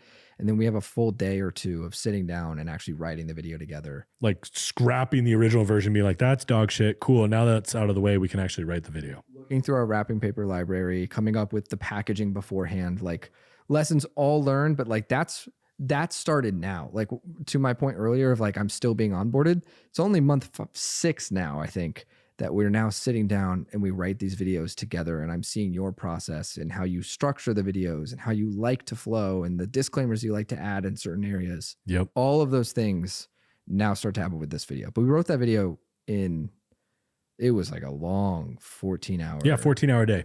In that Airbnb, Uber Eats for meals so that we wouldn't take a moment away from writing. Like, yeah, plenty of Red Bulls, that's for sure. Like that was, but it was fun too. Like we love those my favorite days. Yeah, they're the best. But we did that, wrote it in 14 hours on Thursday, and then Friday we filmed it in 14 hours. I would say probably like 12 to 14. That one was like 8 hours of raw footage. Yeah. I remember.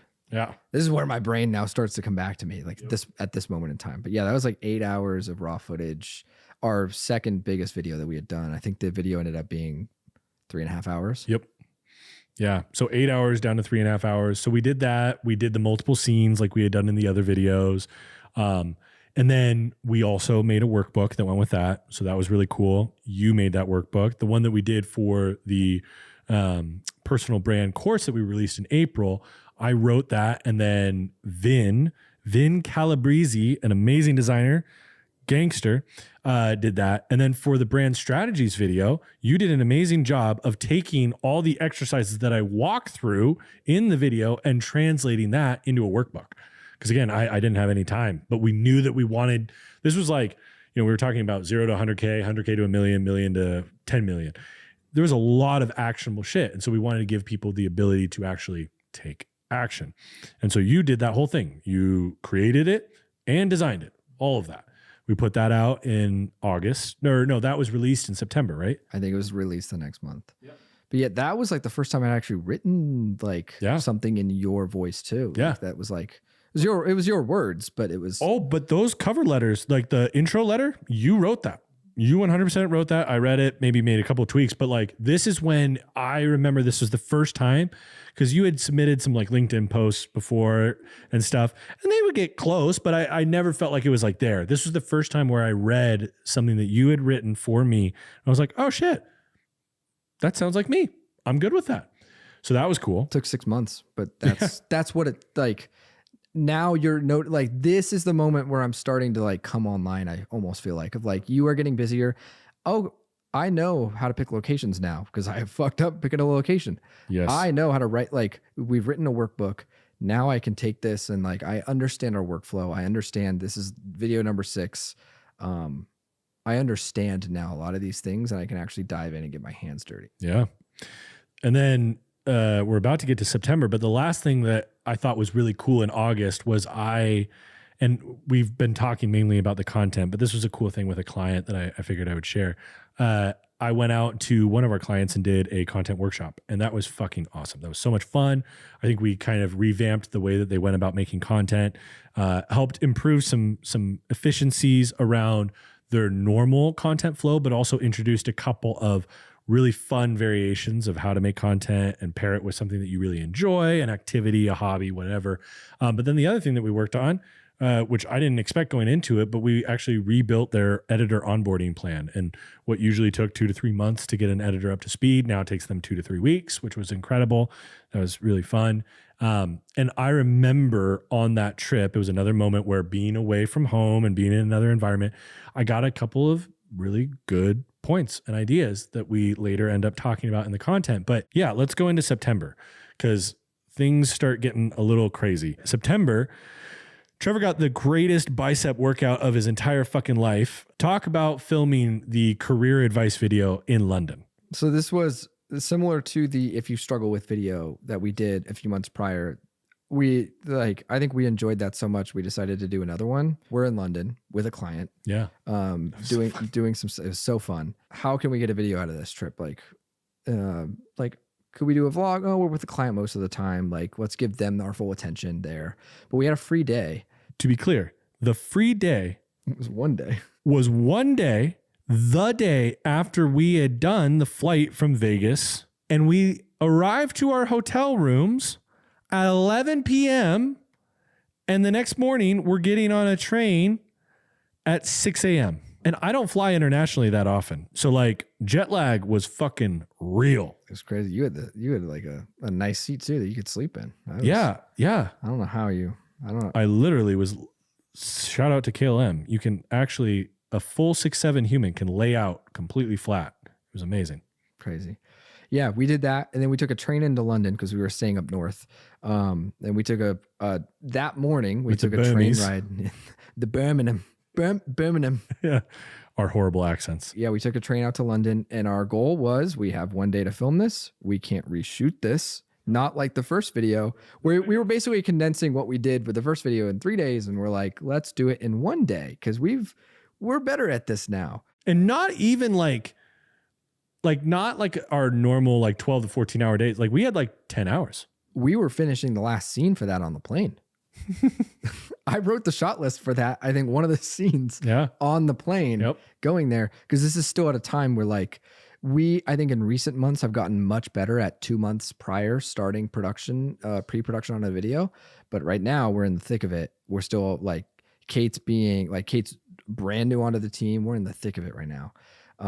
So we're still finishing videos the day before, but we did that in 10 hours. We went to 5 different neighborhoods in London. We're filming on the tube, the tube. Yeah. We're filming in front of Big Ben. Yep. Piccadilly Square or Piccadilly Circus. Sorry. All those things. And I mean, we learned our lesson. Same, like this time we just went like gimbal or monopod, and we were just running around the city, setting up shots really quickly. Audio was a very big issue with that shoot that we had to reorder some new mics. But yeah, that was an insane, but we got a video out of it. to be clear, the lesson that we learned from it was maybe next time don't try and jam like a wild video to shoot with many different scenes in one day after you have a really long flight in a city that Trevor had been to once and I had never been to. I think one of the only like things that made that possible was like 3 months prior I was there. Yeah. So I knew roughly where we wanted to shoot. We got and lucky. so I was like, I know that we could shoot it here. I don't think we're going to be able to like in front of the palace. It's all gated off. But yeah, we shot that all in one day. It was a bit too much, but we got it done. I remember we ran out of time. So we had to film the last scenes at the train station. Yeah. And we were just, you were falling asleep. I was shot. You were just, it was gone. I was in pain. I was in pain. Trevor was physically ill. I was mentally ill. Like it was wild. There's so many other things that people don't realize that you're managing in that. Like you have, you know, every once in a while security coming up and being like, what are you doing here? Right. And then one of us has to navigate that conversation. I'm trying to remember these lines and say them correctly. And then half the time the audio, the fucking mic that we were using, and Hollylands are great, but not when you're out in the wild with a distance between you, because those were cutting out constantly. I mean, there was so many times where I'd be across the street, not that far across the street. And I would deliver the line and Trevor would be like, run it again. And I was like, oh my God. I could see the frustration. Yeah. Of And like, the thing that sucks is like, that's not Trevor's fault. That's neither one of our faults. I remember it was so bad at one point, you were like considering trying to find a camera shop to buy a new lav, like a new mic. Yeah, that was wild, but it was fun. We had a blast. I think the lesson though is we would probably spread that out over 2 days next time. we did learn our lesson of pre-production. And Yeah. from this henceforward, we never had an issue with that. And we kept getting more and more, like this was finished the day before. We keep getting more and more in advance of the video. Yeah. Actually finishing the video. That was that. But we got a video out of it. In this season, you're still in this season, really. Hardcore. It's getting very difficult to find 3 days to go out to Joshua Tree and film a giant 6-hour video. How can we come up with, what can we do to get content on the fly? Yeah. Which brings us perfectly to October. Because in October, we started writing the December video. This is the true moment where we started being 2 months ahead. Let's go. We wrote this together. What was the video? Let's start there. The December video was basically how you went about creating the course, right? Yeah. Like why we did it for free and all of that. Yeah. And we wrote that together. This is the one that you mentioned earlier. This is the video that we spent 12 hours on the intro. I actually think it was the London video. Editor, Max, you can leave that moment in, please. That was a great moment as a side note. Thank you, Max. That though, like I remember we started dedicating, I think we dedicated a couple of days just to that one. And that one's a smaller video for us. Yeah. Yeah. We reworked that intro quite a few times, probably not as much as 12 hours, but we went into it knowing it was a shorter video, but we wanted it to be really tight. And the other thing that we were trying to focus on is having this be the video where I am the most myself. Mm-hmm. Were there a couple of things that we did intentionally to try and make that possible for me? It's interesting now. I think that we're getting so in the flow of things that like a big thing that I think wanted to start showcasing is this silly personality that you have. I think when we're filming direct to camera videos, I think it's harder to get a sense of who this person is. And I think everybody who's watching YouTube videos right now is like, yes, I can agree. This person sounds like a robot. Like, how do we inject more personality into our videos and start like, you want to enjoy the videos that you make and you want to show those sides of you. And like we talk about 70, 25, 5. 70% deep content, 25% niche wide content, and then 5% personal content. Yep. Is kind of the rough ratio that we like to do, especially in the first year or two with our clients. And that's what we did. But the 5%, injecting that into your content. That doesn't need to be, it can be, right? Like, I mean, Kendall Jenner makes probably 70 to 95% personal content, but like it can be a carousel on Instagram that you like, here's my Harleys, and you've done that too. And we're starting to get more intentional about that stuff. or a little selfie video that you just toss up.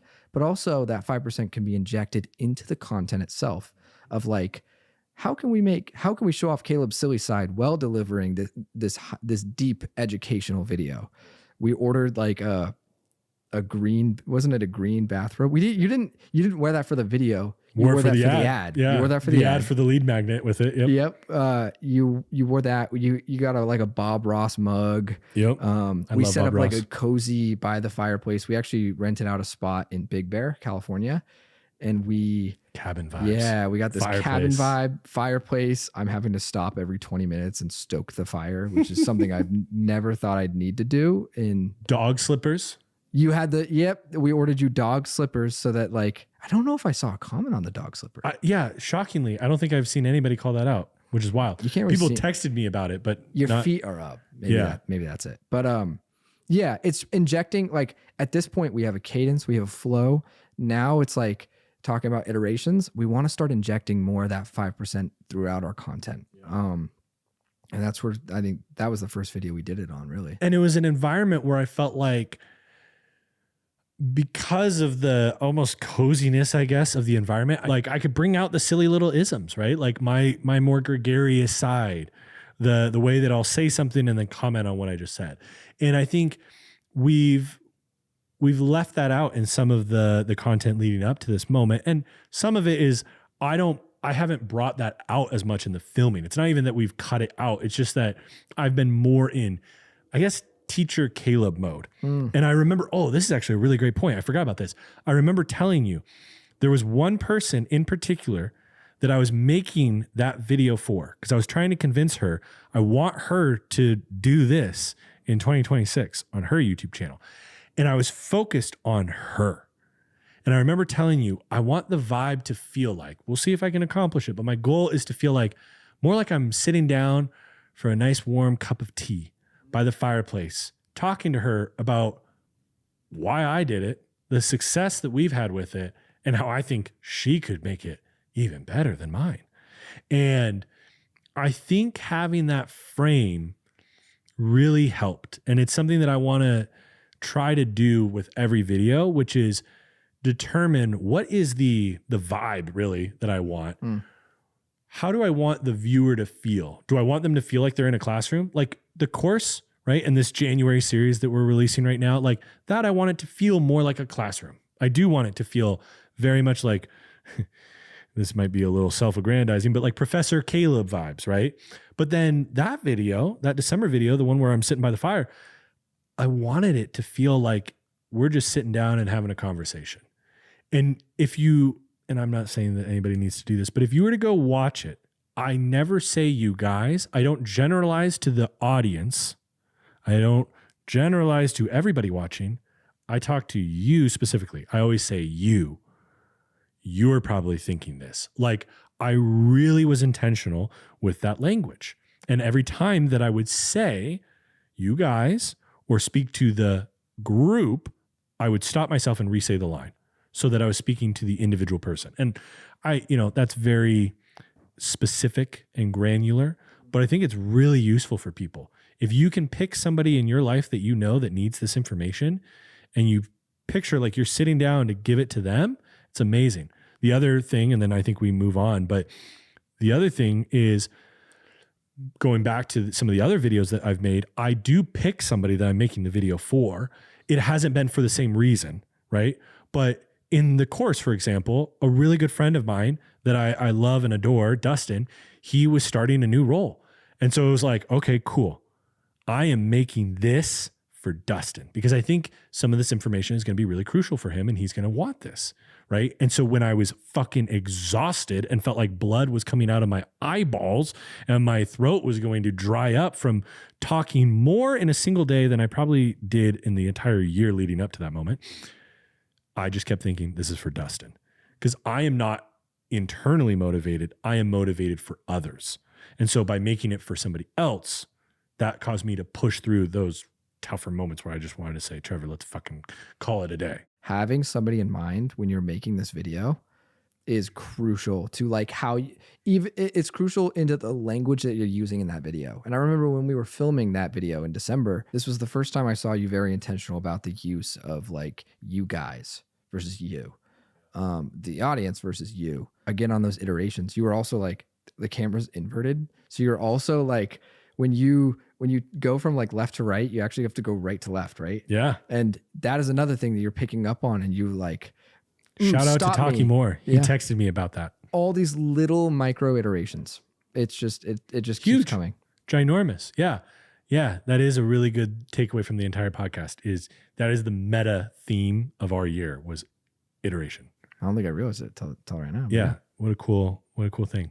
So now we're moving to November, and outside of the content, this is when I roped Trevor. Really, October and November is when I started roping Trevor into some cool projects that we're working on that are releasing this year on this really cool offer that we're building that I think is fucking insane, that him and I are putting an insane amount of time, effort, and brain power into. And I started having you work on that. And so this is like a moment where, and I'll speak for Trevor here, where he's now having to navigate a wildly new skill, which is how do I do the stuff that I know how to do and do all the time? But then also a big portion of my time is starting to be like client delivery or this new exciting offer that we're building at Ralston, right? And it's like, the interesting thing is 2 points for November. We start writing this series that's coming out right now. That's the 2 videos that have been released right before this one and the video that comes out after this one. We started writing that, right? And in writing that, knowing all the work that you were going to be doing in Q1, the first quarter of the year, on this exciting project and this amazing offer we're putting together, we knew you didn't have the time to edit the January series because at this point, spoiler, not really a spoiler, we have only released 1 video a month for the first 10 months of making content. And January 2026, we decided to release 4 videos. We didn't have really probably capacity for that regardless of them working on this special project. Now that you're working on it, it was impossible. So what did we do? Yeah, but so the last like 4 months of 2025 have been like I'm progressively hopping into more and more on the client side. I'm trying to like I'm involved a lot more in pre-production, production. I'm doing the production, the post-production, all these different things. And we're realizing as of like I'm jumping into this, like, I think the month prior, I was like helping redesign the website for this offer that we're like coming, like my brain is being pulled in so many directions. And the first thing of like, when we talk about hiring, right? Hiring off constraints or off of bottlenecks, like the first thing that we started, and this was a conversation long time in the making, but finally in November, I think we kind of turned to each other and it was like the last straw. It was like, honestly, there's no way, unless I get no sleep, that we're going to be able to go more than 1 video a month at my capacity with all the different things that I'm doing. We zoomed out for a second. We're not focusing on short form this year. And that's a great decision that we made pretty early on. Yep. After learning our lesson and trying to go more consistent on shorts, it was like, our primary focus is on YouTube this year. Yep. Until we get some help. The help came in November. We decided the most amount of my time was going to editing these long forms, right? Yeah. We've now had to hire at this point a couple different contractors to help with motion design because I just don't have time. Because the next week we're flying to London and we have to go shoot this video that like there's no time for this stuff. And so that's the biggest constraint that we had at that moment. And so we knew that we needed to hire an editor. So we did editor tryouts actually for like finding an editor. I think it was like in 2 weeks, we put all the footage together. We prepped everything and we got like this funnel ready. You went on Instagram, you announced it, and you're like, hey, we are looking for an editor. Our kind of process for that, which I've seen you do in the past, but this is the first time I got to lead it. Yeah. Was this editor tryouts. In Ralston Select, like I mentioned, we actually have a playbook that walks through all of this that you can get, but I'll give you a high level overview. Basically, you use your own socials if you have a decent following to be able to attract editors. And what you want is you want all of these editors to edit the same footage so that you can see who fits what you are wanting to do the best. But you should promote this in multiple places. So not only did we promote this through social, we also did a job posting on ytjobs.co, which I talk about quite a bit to people. And to be fair, there's a lot of different characters on ytjobs.co. And that's something I know they're working on refining and helping to make sure it's really clear who the best are and who, maybe the early individuals in their career are. But we promoted it over there as well. And we got incredible candidates through socials, but also some incredible candidates, including the one that we ended up bringing on as a contractor, Max, through ytjobs.co. Hundreds. There was like a few hundred people we went through. A lot. Shout out to Trevor for going through all of that. But the point being is that a question I get a lot of times is like, how do I go about finding these people? And I think you need to start going where they are living. And a lot of people go to ytjobs.co. I'm not sponsored or affiliated with them in any way. I get no money for this. I'm just trying to help y'all out. That is a place where a lot of creatives go to find gigs. And so we also decided to post on there. It was a moment where I was like lacking ego, right? It was like, no, we might not find exactly what we're looking for in the right scenario through just my socials, even though I have a ton of creatives that follow me, right? Now, we got a fuckload of really good individuals that were awesome and amazing, but something about Max just kind of stood out. His editing style was incredible. We loved it. Blah, blah, blah, blah, blah. Max, you're incredible. You're awesome. We love you. He's editing this video right now. That was amazing. And we did that ahead of time, preparing, because as we were writing the series, it just started to morph into more and became bigger and bigger. Basically, the original idea was like a 20-minute video, a 20-minute video, an hour-long podcast, and we combined those two things into roughly an hour and a half to 2 hour long video. And as we started writing this, it just grew and grew into a much bigger project. I rewrote it 3 times. And then on the 4th rewrite, we did it together. And that's where it got crystallized and dialed. This was the first time where I started seeing comments, but also messages from people. Not a lot. It wasn't like high volume. I mean, there was probably like 4 or 5. And most of the time I ignore if it's just, and I want everyone to hear this correctly, if it's just the audience giving feedback and they're not proven customers, I try not to take too much direction from that. I try to take more direction from customers than just viewers, right? I love viewers and you are wildly important, but I'm trying to build a business here too. And so I optimize my content around what the customers need or want more of. But this was a moment where I saw some feedback from the audience that was saying, hey, you're using the same examples over and over. It's a lot of the same stuff. And that is kind of my point, right? Like, I really believe that you should consistently say the same shit over and over in different ways. I believe that's how you build a strong brand, is consistently pairing yourself with those concepts. Then you get known as being somebody who delivers those concepts and solves those problems. But I also knew that I could come up with different examples. And I had a couple other frameworks in my back pocket that I had not shared, that I had been maybe working on, mulling over, whatever. And so this was the first series where we took that feedback and I was like, my goal is to have at least 60 to 70% of this be brand new shit that I've never shared. And so that was another cool thing and another fun exercise for us, which was like, okay, I've given the Nike and Michael Jordan example 1,000,000 times. What's another way that I can illustrate this that not only might help sell the point to people who have heard the Michael Jordan analogy, but also will connect with different people that don't give a fuck about sports, right? And so we use the Apple and Johnny Ives example, and I'm not going to explain it here. You got to watch the video if you haven't to get it. But we tried new shit. And it was the first time where I felt like I really pushed myself to, I had come up with new concepts for other videos, that's for sure. But share things that I've said before in a new light. And something that I think we'll probably talk about a lot more in future videos this year is like, how do you continue to solve the same problems over and over in new and interesting ways with variety? It's actually something we were talking with one of our clients about literally this morning. What happened in December? It looks like we hired Max and onboarded him. Let's talk through that. We'll hit on filming the January series, but I think the most important thing in December, is how you onboarded Max.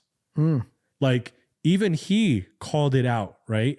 And I'm trying to give you as much permission to toot your own horn here because Trevor did an incredible job. But please, like, let's walk through how you did that. I think that's the most valuable thing that we could share from December.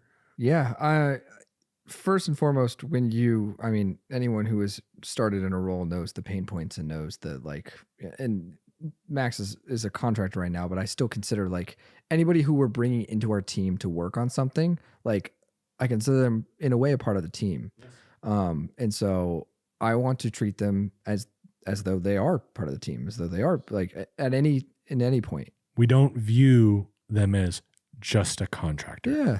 Yeah. But we shout out how many times have we mentioned Michael this entire video? Yeah. Mars, who edited the 3 stages video. And did a phenomenal fucking job on it. So we brought him in. Mars is also linked down below as well. Every person that we bring in, I like to make it as clear as so I have an onboarding call with him where I'm going through, we had the videos filmed. This was a real unique situation. The reason we were in like a 2-week crunch to hire this person is because right as I gave him and sent him the contract is when I'm like, the next day, hey, the footage is uploaded for you on a drive. It is neatly organized for you. Here is a sheet. What does neatly organized mean? I'm separating all this stuff into A cam, B cam, C cam at times, sometimes. I don't know if I did it for this, but I'm labeling all these things. I'm also creating a Google Doc pointing out there was an audio issue towards the end. The camera lost C cam lost focus for 20 minutes and I actually couldn't get to it because it was on the other side of the room. All of these things I'm noting like we filmed ads here and the ads are going to be in this, and this is how we want it. Like same thing with that frame folder that I mentioned at the very beginning. I did that here too, which was the first thing I told him to do was like, hey, don't bother jumping into this. This is your first video with us, by the way. Absolutely nailed it and absolutely nailed the style of these videos in one version. But I was like, get us an A-roll cut first. Don't worry about cutting shit out unless you feel like it's really not valuable. Give us this A-roll cut. And that's the first thing that we're going to work on. I will give you notes from there. And I will actually I will guide you through the project from there. You have all of these resources. I have a neatly organized Google Drive folder of all the Mogerts that actually Mars, I think, gave us a bunch of Mogerts for. Shout out Mars. The past Ardochi video. Jewels. Yeah. I have those in a folder. I have our branding, colors, guidelines, brand style guide, everything in a folder. Anything that this person, zoom out when you're onboarding somebody like this, what are the things that they're going to ask for and provide it for them up front. And it sounds simple, but I remember Max is like, oh, thank you. It's ready to go. I'm ready to hit the ground running. And if you want to and then I have a 2-hour call with him walking through all these things. And I'm like, if you need me, here's this. We set you up with a Slack channel and I'm going to be as fast as I can at responding to you. All these things just help even in a contract scenario, but especially with an actual hire. This is how you do it. You give them all the resources, you give them all the materials, and you give them a lot of your time at the beginning as well. Even though the goal is to save me time with this project, and it did, I'm still dedicating a lot of time to doing this A-roll cut, to organizing this folder, to doing all those things. But it just set them up with here's how we roll. And I mentioned this before, but the trust factor still plays into even the contractors that we hire, right? 20-minute of our call was, here's exactly how you're going to see notes from me. I'm never going to demand. I'm always going to ask. I'm always going to trust you first. And I'm always going to please. And if I give you a note, I'm going to give you a reason for why I'm giving you that note.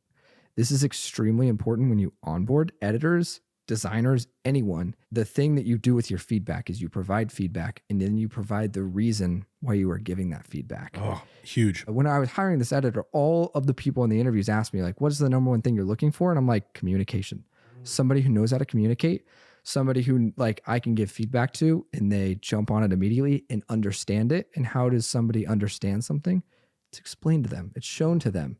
It's so every note, I'm explaining this to Max. I'm going through, I'm going to explain every single note, why I'm doing this, if we should do this in the future or not. That is the playbook. 100%. It's actually a playbook that, again, I'm sounding now like I'm pushing it, but that is a playbook that we offer in Ralston Select. That is how you do it. So You can either do that or just literally scratch down everything that he just said, because he just gave it all away right there. There was two other things that I wanted to briefly call out for December. One is we filmed the January series. We went out to an Airbnb and sprinted through that. Again, it was another like gnarly 12, 14-hour day. That was fun. That was awesome. But it's also exhausting, right? Like, I don't want to pretend here. Like, they're very fun, and it's some of my favorite days. That's like some of my favorite memories, but it's also exhausting. So we did that. That was awesome. That was really fun. Side note, we rented an Airbnb that had more windows than there are Starbucks locations in downtown Seattle. It was absurd. And we had a couple reflectors and flags or whatever, but like, we didn't have that much to cover it. But we went to Walmart and bought just a bunch of black sheets, like king size bed sheets. And probably to the neighbors looked like we were cooking something illegal. Won't mention what that is, but it looked a lot like some of the homes in the area where I grew up. But anyways, out in the country, we covered all of those windows with blankets. And then we took moving boxes that we grabbed from Home Depot, cut them up, and shoved them into the skylights to cover the skylights. Here's the front door. Keeping the zombies out is what we're doing. Yeah, it was a very interesting setup, very, very scrappy, working with what we have, but we made it happen. And I think that's another like big thing that I would encourage everybody is, I'd say very few times has everything gone according to plan when we show up at an Airbnb, an uncontrolled location, all of these things, right? Shifting light, a terrifying spider in the couch. Yeah, that was I think you have the video of that. Yeah. Getting attacked by a ram. Yeah. Almost. We didn't get attacked by a ram. But almost got attacked. I mean, we got intimidated by a mountain goat that was fucking freaky. But yeah, I think the big thing for us has been adaptability. We've done a really good job of, maybe getting frustrated for a second and being like, fuck, this light is impossible to work with. And then being like, well, we could go get sheets and cover it. And is it going to completely cover the light? No, but it gives us 95% control. And that's what we need. What's really interesting on that point, just real quick, I'll hit it, is it's the stepping stones to that of like, we have now started controlling the light in our locations for film sessions. We didn't care about that, nor did we have the means or the time or the headspace to think about that when we filmed the course. Yeah. When we filmed the course, actually the light changes throughout the entire course. I don't know if people notice it or not, but like sun up to sundown, and that warehouse still had windows, and like those windows were like 20 feet high. in LA, sunny LA, like I don't know if it was sunny, but this like we don't try and bite off more than you can chew is I think a great lesson here of like, we're only doing that. We're only starting to control light in our setups. Like we have, like here we have blinds actually, which is really nice, but we're only now starting to shift and buying another light to light some other spaces. And we're starting to get little batteries for the cameras so that we don't have to actually plug like all these things. I think it just goes back. I'm going to sound like a broken record here, that iteration, but like, don't try and bite off more than you can chew in the beginning and start stair stepping. Like you'll see even what we did for our first or second video was probably too much for somebody who's just starting out to actually handle. Yes. In their first, like the 3 camera setup is ridiculous. Yeah. Like, let's be very clear here. When we started this, it was my first time making a video for me, but I had been doing this for 16 years when we started this, right? You had been doing it for what, like 6 or 7 years? Yeah. Yeah. We all come from production backgrounds. Yeah. We definitely had a little bit of an upper hand on that than your average bear. And even us, we selected what we would focus on, knowing that down the road we'll improve that. But right now, that's not what is necessary. It's choosing the things in the beginning that have what is going to get you the biggest bang for your buck. We were just talking about this before this podcast. One of the things, I was talking to somebody the other day, they were asking for advice on this editing workflow because they're like, it's taking me a really long time here.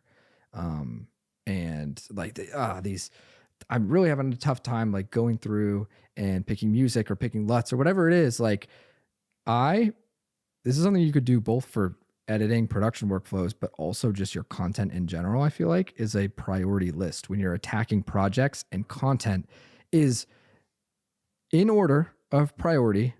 I actually asked this person the other day, I was like, okay, so when you're tackling an edit, what will move the needle the furthest for this educational video and specifically? They're like, well, it's the cut, it's all the content in it, and like choosing like how the video flows and the structure of the video. And I was like, amazing. That's our first priority.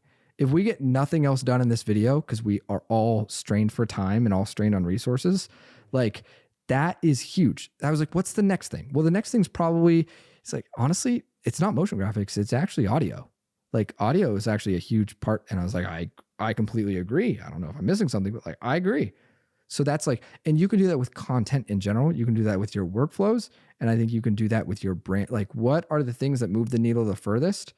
And like, attack those first. That's what we did with the course is we're prioritizing. We hired somebody for the motion graphics too. Yeah. But the first thing we're prioritizing is like pre-production. That's before the editing. That's pre-production is on top of the checklist. And what is like the packaging, the idea, the concept, the structure of the video, all those things get attacked beforehand. So like, I don't know if I'm going on a tangent here, but basically I think that huge thing of just that priority list helps with shit like this. Massive. Helps with like the controlling the lights, to be honest, is at near the bottom of that list for educational content. I don't know if it changes for any other type of content, but for educational content in particular, it's like, no, there are 10 to 20 to 30 things above that I would actually focus on before you tackle like, okay, in this shoot, now we should get batteries for the cameras that attach to the tripod in a really fancy way. But that's just, that priority list is so key and so crucial. I completely agree.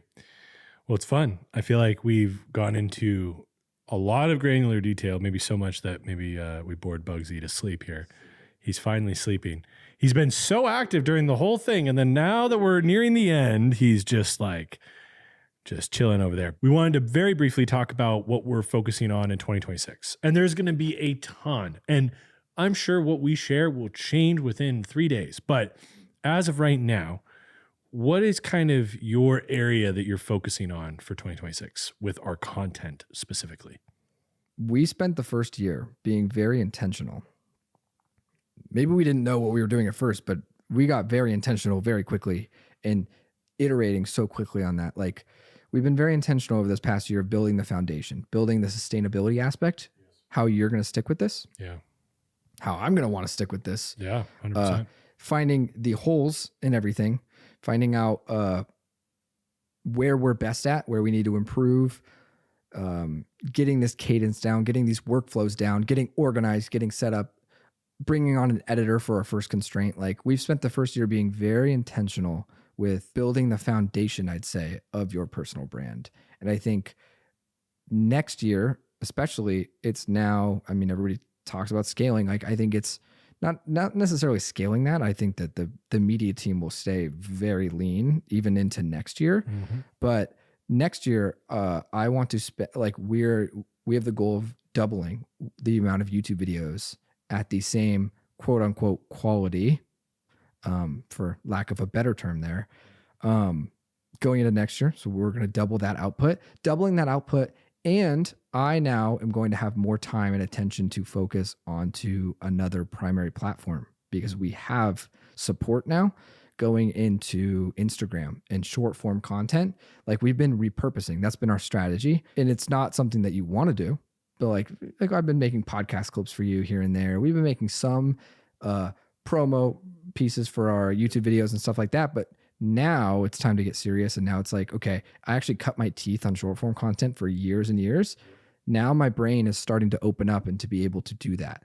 So that's my biggest focus, is turning the Eye of Sauron, as you like to call it, to another platform, getting that up and running, cutting my teeth again and getting a lot sharper in that area while still maintaining and actually doubling our output in other areas.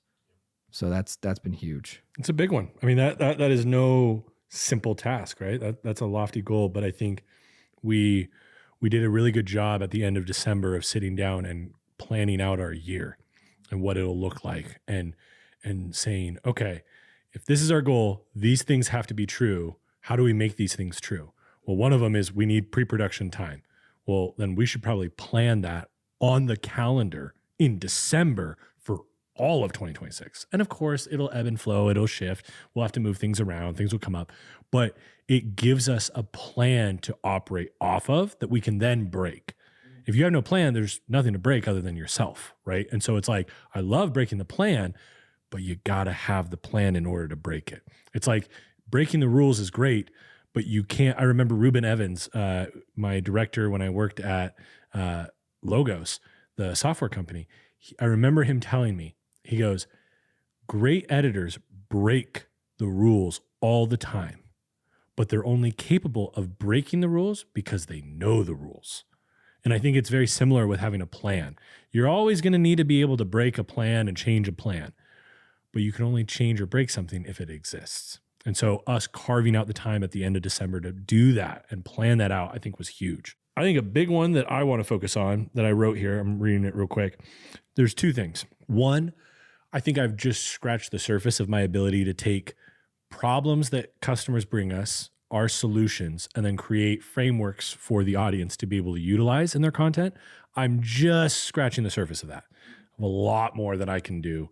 I can get a lot better at that. And so that's something that I'm going to be pushing myself on. If you look at my calendar, which none of you can because that would be crazy, but if you saw my calendar, you'd see a huge portion of my time this year is dedicated towards writing. I've put, probably if you were to add it all up, there's probably 3 entire weeks, maybe even 4 entire weeks out of the whole year just for writing, which I think is really cool. So that's the first thing. And the second thing is what we were talking about for the December video. I want to bring more of who I am as a person, my silly isms, my quirks, the things that are going to make the way that I communicate attractive to some people and turn off a bunch of other people. And that's okay. I just want to be unbelievably me. I think for 2 reasons, and this is how I want to end this. The 2 reasons why I want to be unbelievably me in the content. 1, AI content is very much prevalent and at scale. And the only way, in my opinion, to stand out is to be human as fuck. I was texting a buddy of mine the other day. I think that would be such a cool brand as a side note to build, human as fuck. I don't have the time. It would be a distraction. If anybody wants to take it, do it. But I think that is the way to stand out amidst the ever-growing amount of AI slop. And depending on when you're watching this, it's only getting worse and worse and worse. The beginning of this year, there wasn't that much of that shit on my feed. I rarely saw that. I didn't see the panda, vlogging like I saw midway through the year. It has gotten fucking crazy. So being unbelievably human is a great way to stand out. And 2, to the point that we've hit on, probably second most to iterating in this podcast is sustainability. It's really hard to be a caricature of who you are. It's really hard to pretend to be somebody that you think your audience wants. And if you are one of those unique characters that can keep that up for a long time, well, here's another motivation for you. The moment that you meet somebody who watches you online in real life and you are not that way, boom, game over. You have ruined trust with that person. And if that happens enough, your personal brand starts changing and the way that it is interpreted changes. So the more that you are who you actually are, not who you think your audience wants, I think the longer you'll stick with it and the more you will actually stand out. That was great. This was fun. Thanks for doing this, man. This is super fun. You killed it. Oh, you killed it. This was great. And that is what we do after every fucking film session. As another note, there's another piece of value for you guys. The moment that you get done with filming, somebody on your team should fucking come up and dap you up and say, great job. With that, I think the next video that people should watch is going to be somewhere right here in the middle. They should click on this somewhere right here. You'll get a lot of value from it, hopefully. If you got value from this, we would love to know what your favorite moment was. Because let's be real, there's not a lot of you here. And so we're not getting that much traction off of sending you to another video. So the more interesting thing is actually, if you can comment with either your number 1 question, because we said all this shit and it revealed a bigger question that you have, or the number 1 point that you took from this. I'm looking forward to all 3 of these comments. Appreciate you all. You're the best. Peace. Holy fucking shit. We just built the foundation for your entire personal brand. We got your brand positioning down. We've got your content strategy down. Absolutely insane. You have your personal brand operating system. You figured out your brand journey framework, right? We figured out what is our end goal, and does making content and building a public personal brand help me accomplish that or not? We figured out your brand positioning. We built out your credibility bank, or if you're the student, we did your interest bank. We helped figure out how we're going to avoid burning out. This is such a common thing for creators, and we're figuring out how to avoid that. We figured out identifying the pain that your customer is feeling and how you can integrate that into both your brand and the content that you make. We identified your contrarian belief. This is how you're going to stand out. We figured out what your desired associations are going to be. We wrote your brand statement so that you can clearly communicate what your personal brand stands for, what it's about, and why you're different than your competitors. We then moved into content, and we talked about the trust first strategy, optimizing for trust over virality. We talked about building a sustainable system. This doesn't matter if you quit after 6 months. You need something that you're going to actually stick with. Then we figured out, how the fuck do we come up with ideas? This is such a common problem that people have, is like, how do I know what to make? Well, we figured out how you can come up with your content ideas. We also worked on your delivery, okay? This is a form. This is one of the 3 levers on how you can stand out. We figured out what you can do in your delivery and lean into who you are as a human, not build some caricature that you see online. We also talked about your wrapping paper, how you're gonna wrap this beautiful gift called your content that you give to your audience. We also went through how to repurpose your content, right? Like, not only how to make the primary pillar platform content, but we also use the waterfall method on how to get more out of what we're already doing. We also, and this I've never done before, but we actually went through what your first 3 videos can be in building and amplifying your personal brand online. Whew, that was a lot, but I am so proud of you for getting to this point. I know this is a lot of work. There's a lot of like self-reflection, a lot of pushing yourself, a lot of asking uncomfy questions sometimes. And so I just want to say, I'm very proud of you for getting to this point. I'm very excited to hear the results that you get from taking action on what we shared in here. One thing I want to really quick remind you on, if you watch this and you're at this point now and you haven't been filling in that workbook, what the fuck are we doing here? This is what drives me nuts, okay? I'm not here trying to make entertainment content. I'm not that entertaining. I'm a little silly and wacky and fun, but I'm not that entertaining. I'm here to change what you do. That is my goal here. So please, if you watched this all the way through and did not fill out the workbook, start over, download that workbook. The link is in the description below. I've said it a million times already, so you already know. Get the workbook and go through the course and actually go through the exercises. This is going to make all this time you invested into consuming this worth it for you. If you're still watching at this point, you probably want some more content to watch, more actions to take, and more information to digest. Click this video to watch it. It's the 3 stages of your personal brand. We go from 0 to 100K, 100K to $1 million, and $1 million to $10 million. Enjoy.